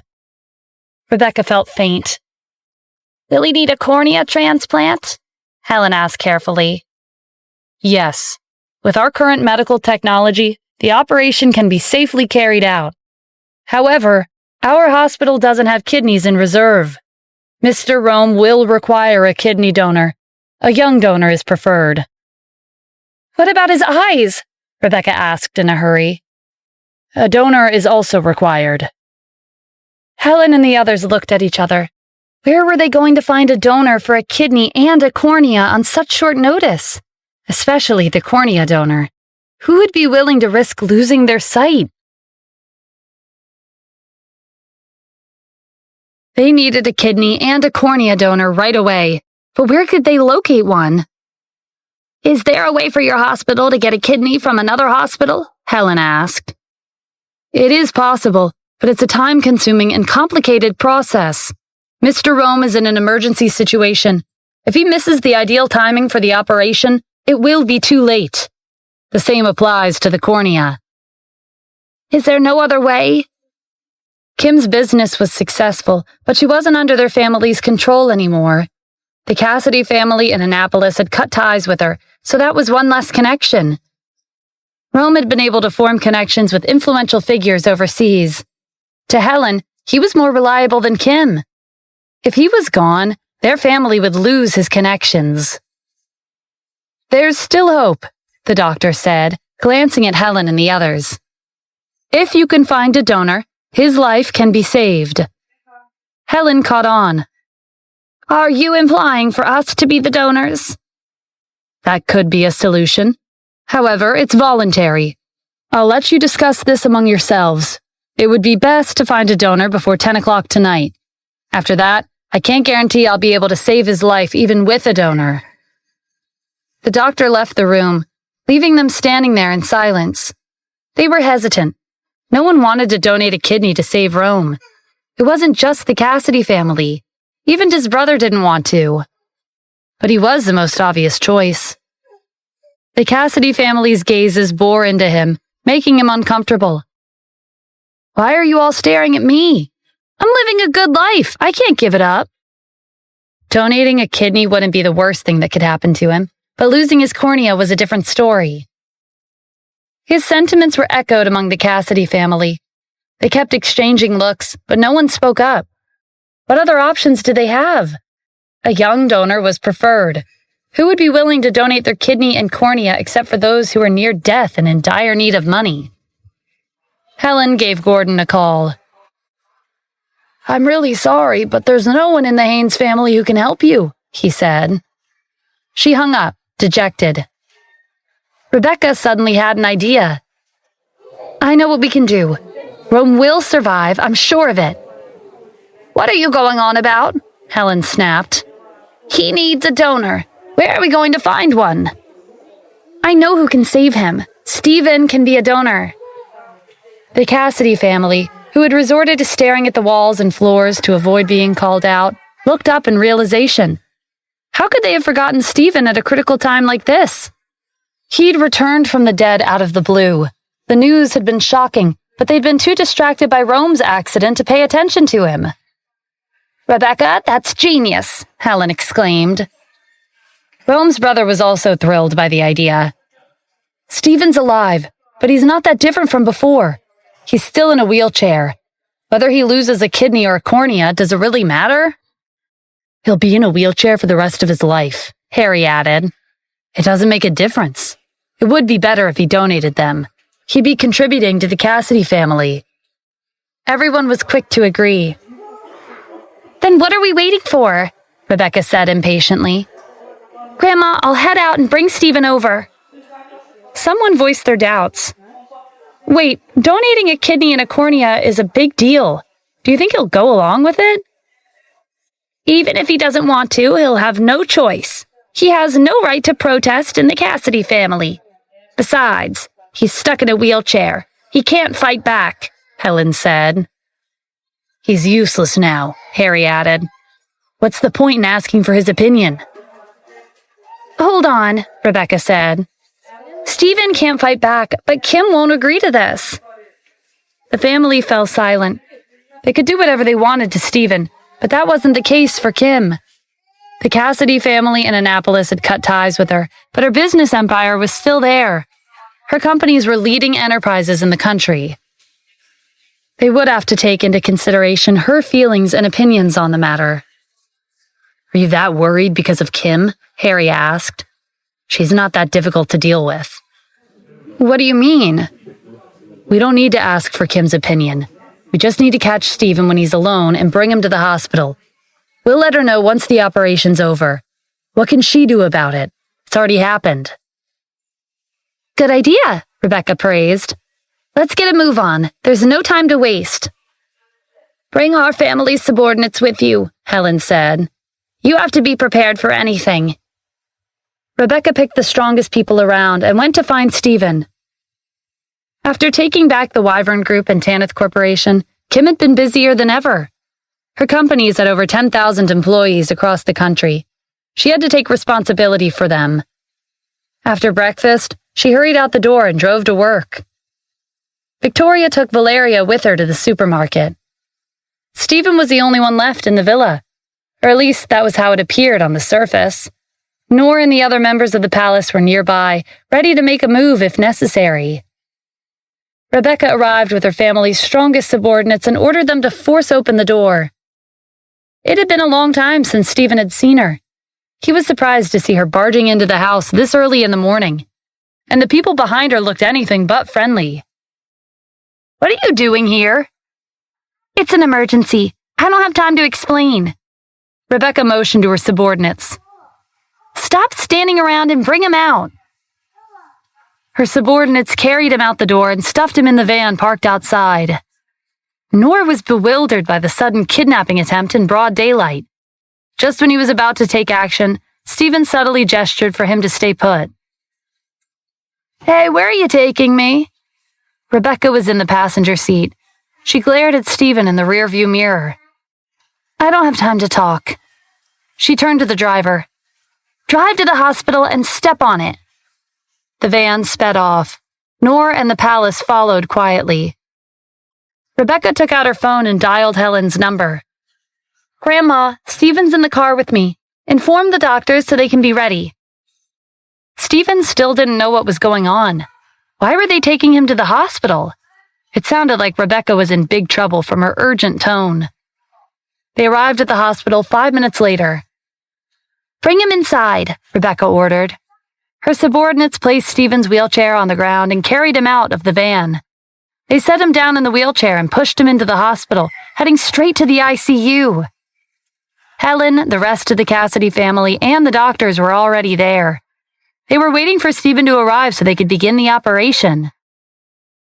"This is the donor," Rebecca said to the doctor. "All right, but before the operation, I'll need to ask him a few questions." "What's there to ask? Just get on with the operation." "That won't do. This is a hospital, not a market. There are rules we have to follow." Rebecca was impatient, but she conceded when she saw a serious look on the donor's face. "Okay, ask him whatever you need, but hurry it up." The doctor turned to Stephen. "Sir, have you agreed to donate one of your kidneys and corneas to Mr. Rome, the patient who's in critical condition in the ICU?" "What did you say?" Stephen asked, confused. The doctor glanced at the Cassidy family and instantly understood the situation. It was no secret that Kim Cassidy, head of the Wyvern Group and Tanith Corporation, was a member of their family. Their status had risen from her successful business. This man must be her husband, and to prevent antagonizing her, the family had opted to bring him here without his consent. The doctor had guessed the inside story, but he didn't dare to confront them. However, they weren't the only ones in the ICU. There were many doctors, nurses, and patients around. They had all heard his question and supposed donor's answer. The Cassidy family rushed to explain. "Of course he agrees," Helen said. "He's my granddaughter's husband. He's a member of our family. Why wouldn't he agree?" Rebecca nodded. "He's already agreed to donate his kidney and cornea for my husband. Let's stop wasting time with the chit-chat and wrap up the paperwork so you can begin the operation." Rome's brother joined in. "If you saved my brother's life, we'll reward you handsomely." As they spoke, they surrounded the doctor, obstructing Stephen from view. Their objective was simple. They didn't want to give Stephen the opportunity to answer the doctor's question. They just needed to handle the paperwork for him, and it would be a done deal once he was inside the operating room. But Stephen didn't stay quiet. "Hey, I'm right here. Why are you answering for me? I have 2 questions. First, why am I donating a kidney and my cornea? Second, who's the patient in critical condition?" He'd heard the doctor's question loud and clear the first time, but his rhetorical reply made the other doctors, nurses, and patients in the ICU stop and stare. That put the doctor and the Cassidy family in a tight spot. The doctors and nurses nearby started whispering to each other. Are they messing around? That man didn't even know he was going to be a donor. The Cassidy family was embarrassed by the witnesses and gossip. Rebecca scowled at them before turning back to the doctor. "Do the details matter? He's here now and he's going to be the donor." One of the doctors who would be assisting in the operation retorted, "Miss Rebecca, we will need his consent to proceed with the operation. It's illegal otherwise. Our hospital will be affected if the government finds out about this." "Exactly. Consent is imperative," the other doctors echoed. "Nothing can be done without it." The doctor in charge of Rome's operation couldn't carry out the operation himself. His team was necessary. "Miss Rebecca, why don't you ask for his opinion first?" Rebecca kicked Stephen's wheelchair with a frown. "Stephen, you heard what they said, right? Tell them that you agree." "And what should I agree to exactly?" Stephen had figured out what was happening, but he pretended to be oblivious. "To donate your kidney and your cornea, obviously." Rome was in a car accident, and he's in the ICU. He needs a donor to survive. Harry spoke up. We've been treating you well. Shouldn't you repay our kindness? This is your chance. Rome is an important member of our family. Your donation will be a huge contribution. Helen agreed. You'll be in a wheelchair for the rest of your life. What's the difference between having 2 kidneys and 1 kidney? What about the cornea? Stephen asked. Does that really matter? Rebecca answered, annoyed. You're in a wheelchair. What's the point of being able to see? Stephen looked past Rebecca at the rest of the Cassidy family. There are so many people standing here. Why should I donate? We're not disabled, Harry replied matter-of-factly. Can only disabled people donate? Rebecca raised her voice. What's wrong with you? You have no use for your kidney or your cornea. Might as well donate them to someone who needs them. If you don't agree, then get a divorce, Helen said. Harry, get the volunteer organ donation agreement. The required documents were at the hospital, so there was nothing else for them to prepare. Harry left and returned with a stack of documents. Helen told the family's subordinates to press Stephen's finger to the page to seal the agreement with a fingertip. Stephen didn't struggle. He let them do what they wanted. Helen held out the completed document to the doctor. It's done. Can we begin now? The Cassidy family wasn't the most influential family out there, but they were above the doctors and nurses in the ICU. None of them objected. The doctor had no choice but to give in. He signaled to his team to make preparations. They didn't say anything and silently followed his instructions. They pushed Stephen into the operating room. Transplanting organs was not a simple operation. A comprehensive physical examination was required. He's healthy. His kidneys and eyes are functioning as normal, the doctor informed the Cassidy family after the examination. The Cassidy family was relieved to hear that. Stephen was the ideal donor to save Rome's life. When Victoria went home with Valeria from their trip to the supermarket, they couldn't find Stephen anywhere. She called him, but he didn't pick up. She contacted Kim instead. Stephen disappeared. Don't worry, Mom. Maybe he went out for some fresh air. He should be back soon. Kim tried to sound positive, but she was concerned too. She ended the call and grabbed her purse, prepared to head home. Her phone rang as she reached the door to her office. Stephen's caller ID was displayed on the screen, but when she picked up, she heard an unfamiliar voice on the other line. When Rebecca abducted Stephen, he'd thrown his phone on a patch of grass when no one was looking. Noor had understood his intentions. Stephen wanted him to contact Kim. Who are you? Why do you have my husband's phone? Calm down, Miss Kim, Noor replied, acting like a passerby. We live in the same neighborhood. When I went out this morning, I saw a woman and a group of men take your husband away. He dropped his phone, so I followed their car because I wanted to return it to him. And then? Kim asked worriedly. They took your husband to the hospital. They had a lot of people on their side, so I hid and eavesdropped on their conversation. From what I heard, they wanted him to donate his kidney and cornea to someone named Rome. That was all Kim needed to know. There was only one woman who had abducted Stephen, Rome's wife. She ended the call and dialed Helen's number. At the hospital, Helen stared at her phone as it rang without stopping. Why was Kim calling her at this time? Maybe it would be best if she didn't pick up. But Kim didn't give up. After several repeated calls, Helen became annoyed. She gave in and answered the call. Kim didn't give her a chance to speak. Grandma, did you bring Stephen to the hospital and ask him to donate a kidney and cornea to Rome? How did you know that? But yes, I did. What's wrong? What's wrong? Kim repeated angrily. Did you get his consent? Of course he agreed.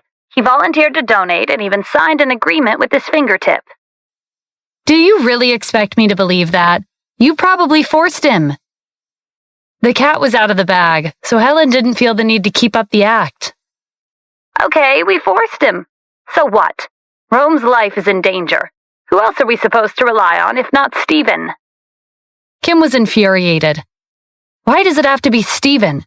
You have so many people. It had to be him. If it were one of us, our daily lives would be affected. He's in a wheelchair. How would it affect him? That's no excuse to force him to donate without his consent. And going by that logic, he's recovering well. He won't need a wheelchair soon. His life will be just as affected as yours. It's great that he'll recover, Helen said, not sounding happy at all. But even if he can walk around again, he'll still have to depend on you. Will there really be any difference between standing and sitting? You always preach about having a conscience, but you're beyond saving. Stop everything you're doing. I'm headed to the hospital right now. No one is allowed to touch my husband. Kim hung up and asked Camilla to get the car. Helen looked around at the Cassidy family as she put her phone away. How did Kim find out so fast? Who leaked the information? They stared at her blankly. They were just as clueless as she was. Is Kim coming? Rebecca asked in concern. The operation would be halted the second she arrived. What's there to worry about? Helen said.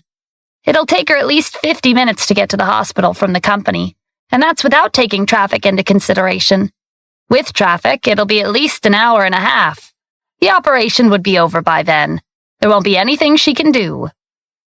That was enough to reassure Rebecca. She looked up at the operating room.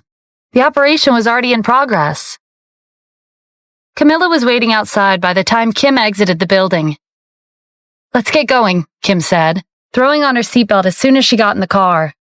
We have to make it in time. I'm on it.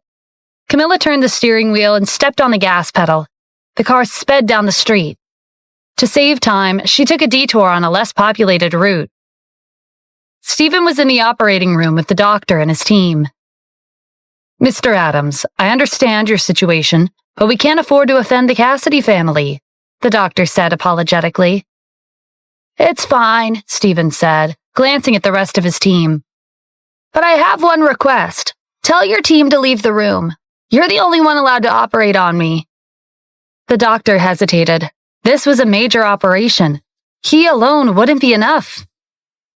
If you don't agree, I'll call the police. There's nothing you can do about the Cassidy family, but at the end of the day, you are committing a crime. If the government finds out about this, you won't be able to get away with it. The doctor could only compromise. All right. He asked the rest of his team to leave the room. The Cassidy family was confused when they came out. That was fast. Is the operation over already? Helen asked. The team didn't know how to answer. In the end, they shook their heads and walked away. What's going on? The operation's still in progress. Why did they leave? Rebecca was about to rush inside when Helen stopped her. Why are you panicking? The lead doctor is still in there. Maybe he needs to wrap up the loose ends to prevent this from getting out. That's why he told his team to leave. All we have to do is wait patiently. When the doctor was alone in the room with Stephen, he asked, Can we begin the operation, Mr. Adams? That won't be necessary. Stephen took out the container of golden sage salve that Kylan's students had given him. This is ancient medicine. It's been passed down in our country for thousands of years. It's more effective than modern medical technology. Use it on the patient's damaged kidney and eyes. I'm afraid we can't do that, the doctor refuted. Even if the container in your hand can heal his injuries, why would you use it so randomly? Why can't I? Stephen gestured to his legs. Look, I can't walk right now, but if I apply this medicine, I'll regain control over my legs. He opened the container and poured some of the contents into his hands. It was translucent and liquidy like water. He applied it on his knees. Then he stood up and walked around the room. The doctor was stunned. He would have never believed that such miraculous medicine existed if he hadn't witnessed its effects with his own eyes. Stephen went straight to the operating table, put on a pair of gloves, and reached for the tools. The doctor recovered from his shock and ran over to stop him. What are you doing? What do you think? I'm going to operate on him. Stephen was curious about the extent of the golden sage salve's healing properties. If it could heal external injuries, healing internal injuries was only a rumor. The Cassidy family had treated Stephen like an organ supplier, so Rome was the perfect test subject. If he died, the world would have one less swindler. If he survived, then it would be proof that the medicine would benefit the country. Stephen's movements were skilled and fluid. He looked like an expert as he operated on Rome. The doctor found himself listening to his instructions as he continued. At the end of the operation, Rome's kidneys and eyes began to recover at a rapid pace. Stephen was satisfied with the results. The golden sage salve wasn't just effective for external injuries. It worked wonders for internal injuries as well. Mass production of this medicine would be especially beneficial for the military. The doctor was still in shock.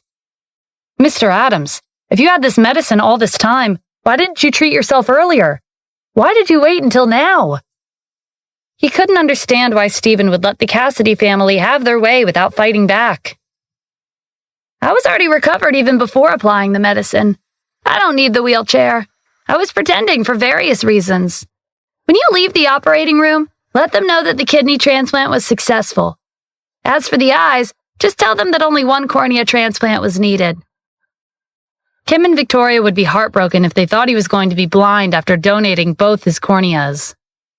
Stephen picked up a glass container from the table and crushed it in his hand. And lastly, I'm sure you know what to do regarding what took place here today. Keep it to yourself if you don't want to deal with the consequences. He unclenched his fist. The container had turned to powder. It slipped through his fingers and scattered over the floor. The doctor swallowed nervously. If Stephen could turn a glass container into powder with one hand, he could easily do the same to him. No need to worry, he said quickly. I'll keep my mouth shut. Good. Clean up and prepare to head out. Meanwhile, Kim had made it to the hospital. It was rush hour and there was heavy traffic, but because Camilla took a detour and drove as fast as she could within the speed limit, their original 1.5-hour ride was shortened to 40 minutes. Kim was a bundle of nerves as she ran across the lobby and took the elevator to the 5th floor. She found Helen and the rest of the family waiting in front of the operating room. The operation was still in progress. Was she too late? Rebecca spotted Kim first. She looked at her watch. Did you run a red light? It only took you 40 minutes to get here. It's unfortunate, but you were one stop too late. All of you are heartless, Kim said through clenched teeth. You're the closest people to Rome, but you forced Stephen to be a donor. Do you have any conscience? The Cassidy family started berating her. Why are you making a scene? Stephen was injured to begin with. It's an honor to contribute to our family. People can survive with one kidney. He donated one and kept the other. As for his cornea, it's not that important. Kim felt like she was about to explode from anger. Lionel was treating Stephen personally. He had told her that Stephen would make a full recovery soon. Putting aside the kidney, how was he going to adjust to losing his sight? You're inhumane. We're not family anymore. Kim brushed past them and hurried to the operating room. She had to put a stop to the operation. Stop her, Rebecca shouted. Harry and his subordinates went over and blocked Kim's path. Don't move, he warned. We're cousins, so I won't do anything to you. But the people behind me don't feel the same way. His subordinates surrounded Kim threateningly. It was impossible for her to force her way through. Half an hour later, the doors to the operating room opened. A nurse went inside and pushed Rome's hospital bed out, bringing him back to the ICU. The Cassidy family hurried over when the lead doctor came out. How did it go? Rebecca asked impatiently. He took off his mask and said, The kidney transplant went well. What about his eyes? Only one cornea transplant was necessary. Mr. Rome will recover in due time. There won't be any problems with his eyesight. The Cassidy family was relieved at the news. The only person they cared about was Rome.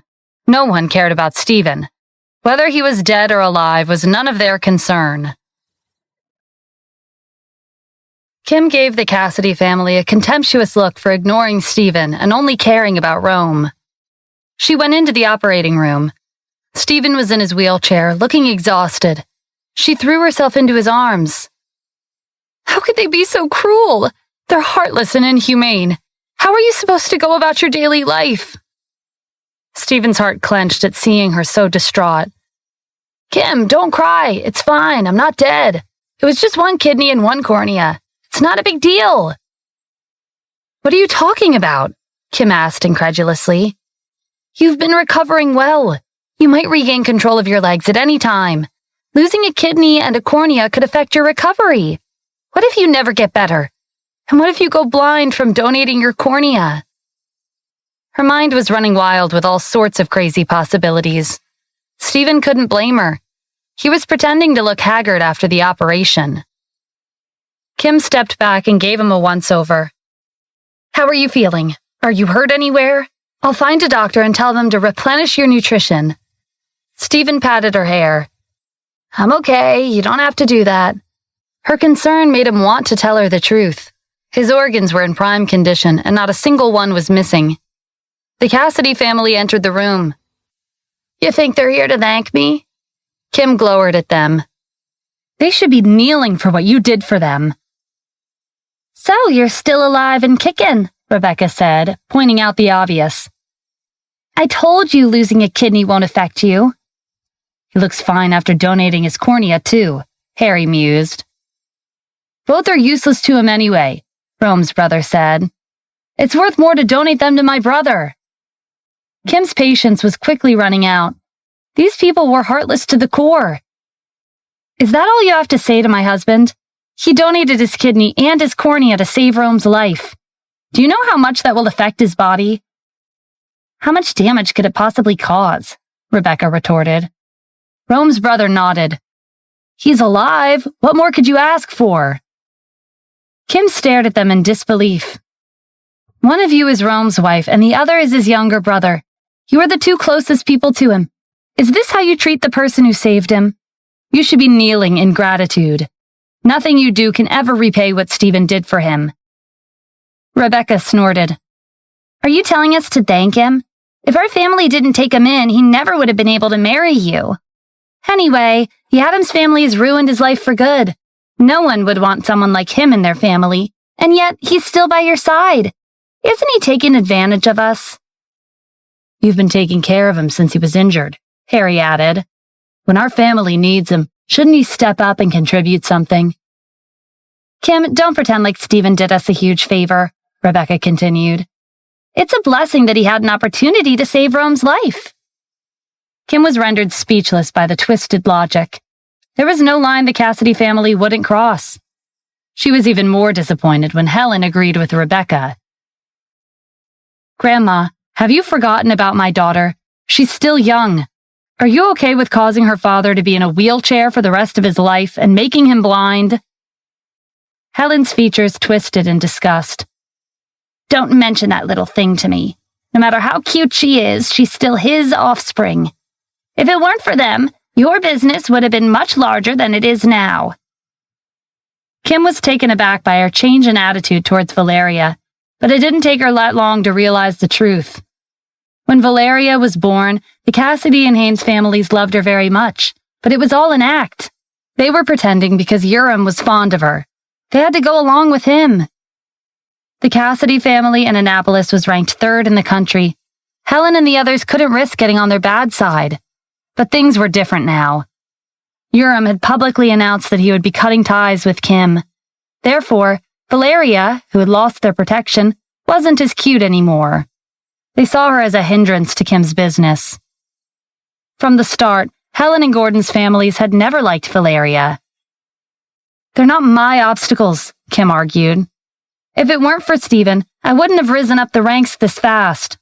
He was the one who established the Wyvern Group, and he chose to let me manage Tanith Corporation. Both could have been his, and I doubt he has to work with how successful his companies are. He's not depending on me. Kim had yet to reveal Stephen's identity as former commander-in-chief. The Cassidy family was narrow-minded and hard to reason with. They would never believe her. What are you talking about? The Wyvern Group and Tanith Corporation aren't Stephen's, Helen countered.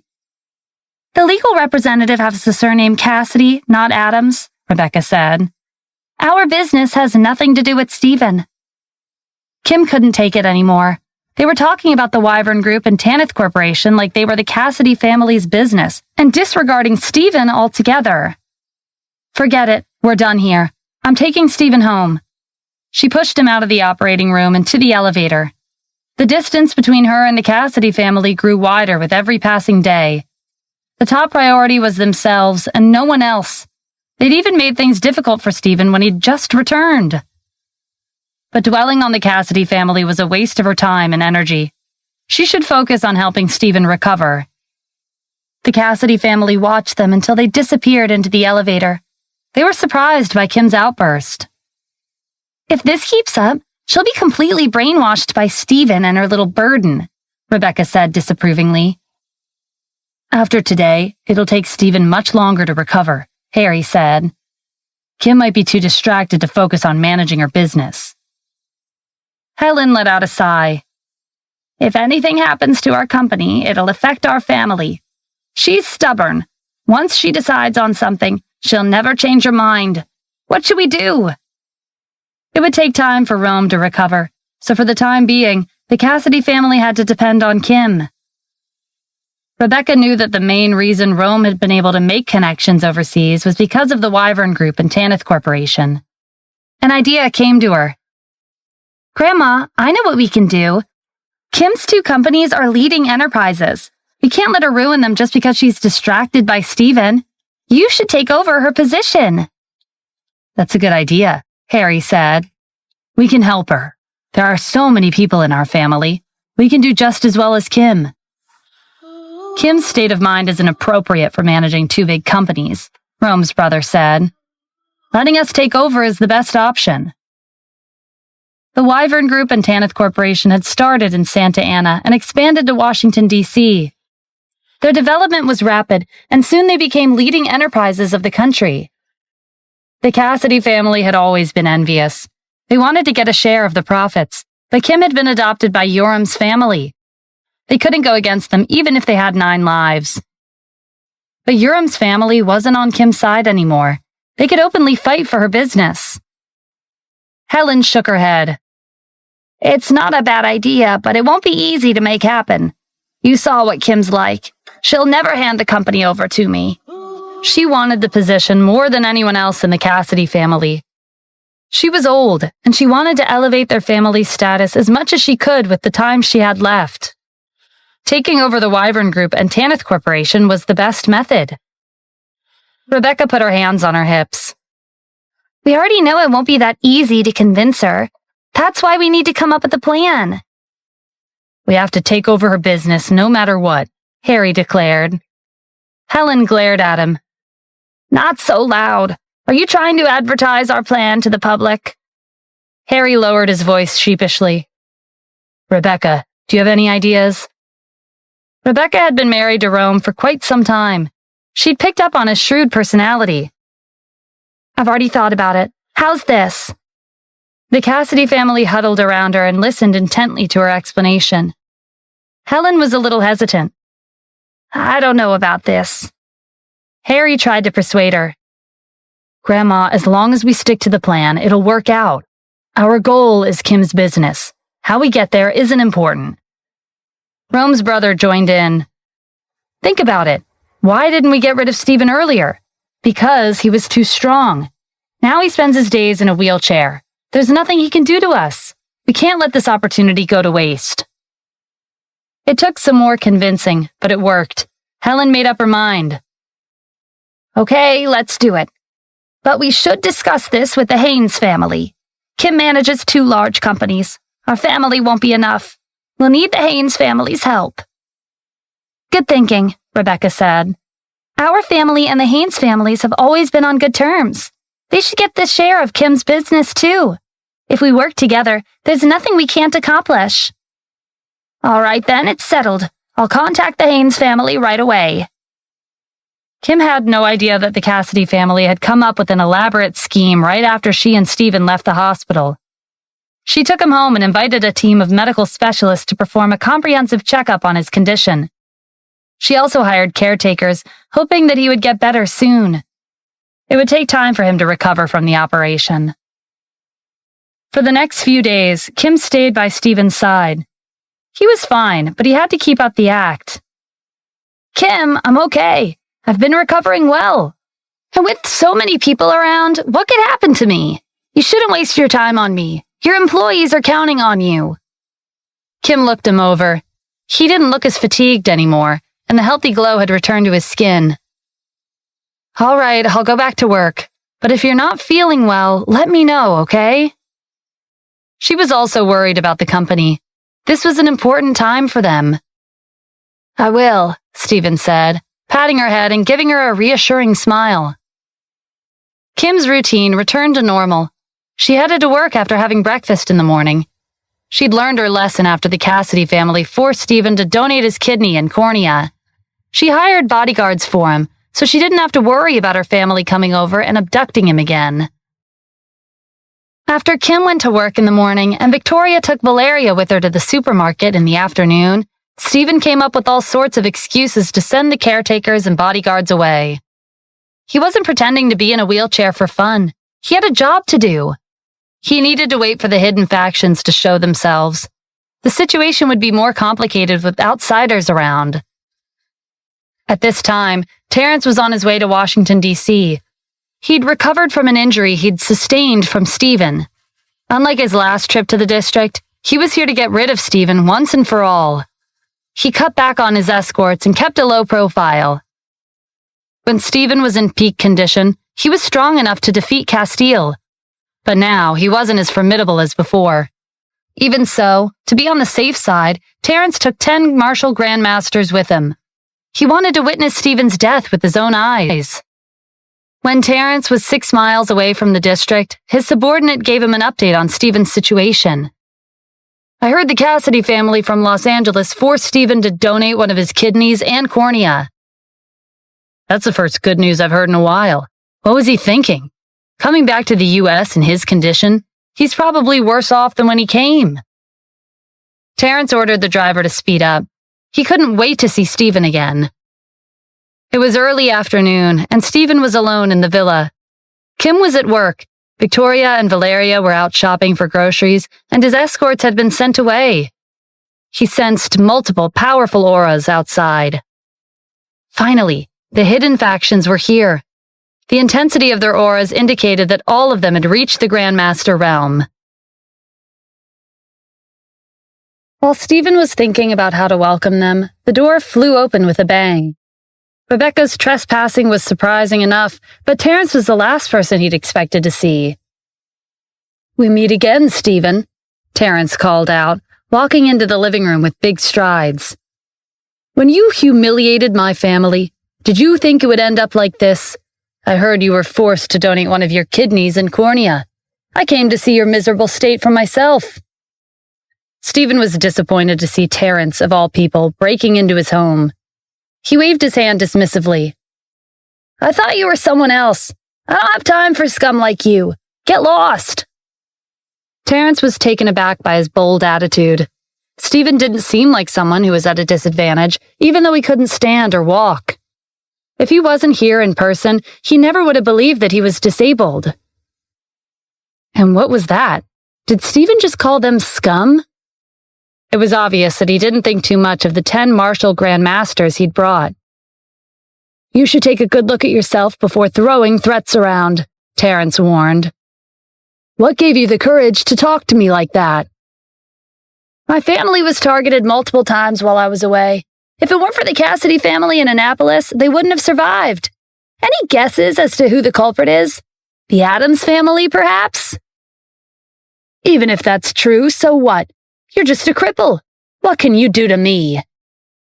I've been thinking about how to deal with you when I found out, but you coming here saves me the trouble. Then let's settle this today. Otherwise, I'll have to make another trip to pay you a visit to your family.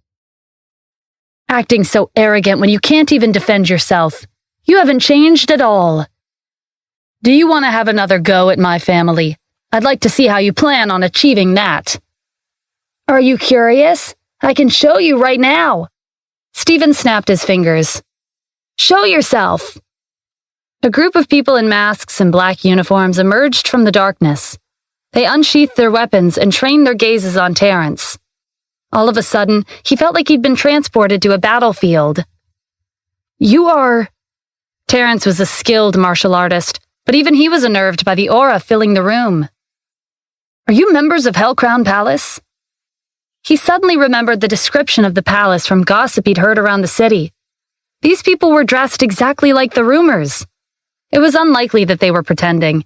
It was easy for one to disguise themselves, but it was difficult to imitate an aura this intense. His hands shook uncontrollably. Kylan had defeated the Northern Guardian of the palace, and Terrence should be feeling confident that he could do the same. But it was the last thing on his mind. He could barely breathe from the pressure in the room. He'd never experienced this feeling before, not even when he witnessed Kylan in Stephen's duel. His subordinates had also realized the dire situation they were in. They were no match for the palace. "Congratulations," Stephen said sarcastically. "That's the correct answer. These people are from the palace." "Why are they here?" "Because I'm here." Terrence and his subordinates watched in horror as Stephen stood up. He was so shocked that he couldn't speak properly. Weren't you paralyzed?" Stephen was amused by the shock on their faces. "That's a good question. Wasn't I paralyzed? Why can I stand? And why is the palace here? You're a smart man. I'm sure you can put the pieces together on your own." Terrence's mind was a mess by the unbelievable scene, but he was the head of the Addams family. He came back to his senses and recalled the recent events. First, Derek was killed. The culprit was unknown and still at large. Second, an aristocrat died when they ventured outside of seclusion. Third, Laurel lost her mind from shock. Fourth, Edmund was killed right after he targeted Kim and the people around her. On the surface, these incidents were seemingly unrelated to one another, but on closer inspection, there was one culprit. Terrence remembered how Laurel had a strong reaction whenever he mentioned Stephen. He hadn't thought too much of it at the time, but it was clear now that she knew something that he didn't. There was a possibility that Stephen had killed a member of the Chevalier family, but how was he capable of that? An aristocrat was on another level compared to the martial artists of the outside world. As the gears in Terrence's brain turned rapidly, a shocking thought struck him. Theoretically, all of this was impossible, but what if Stephen was a member of Hellcrown Palace? Terrence's gaze shifted to the palace members. If Stephen was part of their organization, everything would make sense. But he didn't seem like an ordinary member. They'd appeared as soon as he gave the order, which was evident of his high status. Another terrifying thought crossed Terrence's mind. Could Stephen be the Grand Palace Master? He connected the dots. You were never disabled. You orchestrated the palace's death against Kylan. Am I right? Terrence was cunning, but Stephen had always been able to see right through him. As expected, being the head of the #1 family in the country requires some brains. I am the Grand Palace Master. Terrence started laughing. It had only been speculation, but Stephen really was the leader of Hellcrown Palace, the organization that claimed to possess half of the world's wealth and influence. I never would have thought that everything was under your control. Your scheme was beyond my expectations. Stephen's expression turned dark. Are you complaining to me? I could have ruined your family whenever I wanted, but I didn't. And yet, you've repeatedly provoked me. You've targeted my family more times than I can count. Did you really think I wouldn't annihilate the Addams family? The palace members stepped forward and brandished their weapons. The pressure in the room intensified, draining the energy out of Terrence and his subordinates. Their minds went blank, and their legs went weak. They dropped to their knees on the floor. Terrence had always thought that the Addams family had a deep foundation with Castile as their pillar. But in front of Stephen and the palace, he suddenly felt tiny and insignificant. No wonder Stephen had called him a waste of time. He thought back to when they first came in. Stephen had sounded like he'd been waiting for someone, and that someone wasn't him. Who could the Grand Palace Master have possibly been waiting for? Terrence, do you know your crime? Stephen called out. Terrence couldn't meet his eyes. He had no intention of denying it with so many palace members in the room. Yes, I admit it. I've committed heinous crimes. Then why did you do it? And did you bring these 10 martial grandmasters here to finish me off? The temperature dropped with every question. Terrence felt like he was trapped in an icy cellar. There was no room for lies. He could only nod and say, "Yes." "That's what I thought. You've targeted me and my family multiple times in the past, and today you've brought 10 Martial Grand Masters with you to kill me. I can't let this go." It turned out that the head of the Addams family was no different from a coward when facing the threat of death. He pleaded with Stephen to spare him. Stephen gave him a cold look. "My hands will get dirty if I kill you, and this is my home. I have to minimize the bloodshed as much as possible. I won't kill you, but you have to pay for what you've done. I already have an idea of how to deal with you." "What do you want?" Terrence asked, voice shaky. His main concern was losing the Addams family. That was exactly what Stephen had planned. "Starting today, the Addams family will belong to me, and every member will be under my command, including you." Terrence sucked in a breath. A few words from Stephen had taken his inheritance away, and he'd made the entire Addams family his subordinates. "What's wrong? Do you have a problem with my decision?" "I have no problem with it." "Good, because that's not all. I can't let you have an easy life after what you've done. There's a prison around 20 miles away from the western border. People call it the Prison of Fiends. It was used to imprison notorious criminals like Alistair. They're dead now, but I can't let it be empty. It's a prison, so it should be used as one. You're smart, Terrence, so I won't beat around the bush. You will be the sole prisoner. Warhawk set up the prison, but nothing in the desert belongs to one particular country. Countries around the world send their criminals there. You'll have company for the rest of your life." The Prison of Fiends didn't exist on the map, but Terrence had heard about it before. He knew all too well what kind of criminals were imprisoned there. It was currently empty, but new criminals would be brought in sooner or later. He'd reached the pinnacle of wealth, power, and status. Being imprisoned in the Prison of Fiends was unacceptable. "I'd rather you kill me. I can do anything you ask, but not this. This is the one thing I can't accept." "Why not?" Desperate times called for desperate measures. Terrence played the family card. "Stephen, I'm your biological father. As my son, are you okay with letting your father be trapped in a place like that for the rest of his life?" "Oh, so you suddenly remembered that you're my father. How convenient. When my mother was pregnant and knelt in front of the Addams family's residence for 3 days in the heavy rain, did you ever consider yourself my father? What about when you imprisoned her in the town by the sea? Did the thought of being my father ever cross your mind?" Terrence was at a loss for words. There was nothing he could say to defend himself because these accusations were the truth. Stephen had made up his mind, and there was no changing it. "Nor, bring him to the Prison of Fiends. He'll be serving a life sentence." "Understood, Mr. Addams." Nor instructed 2 members of the palace to take Terrence and his subordinates away. Stephen could have killed Terrence 10 times over for all the crimes he'd committed against him and his family. But he didn't, and he didn't know why either. Maybe a part of him had spared Terrence because, above all else, they were father and son.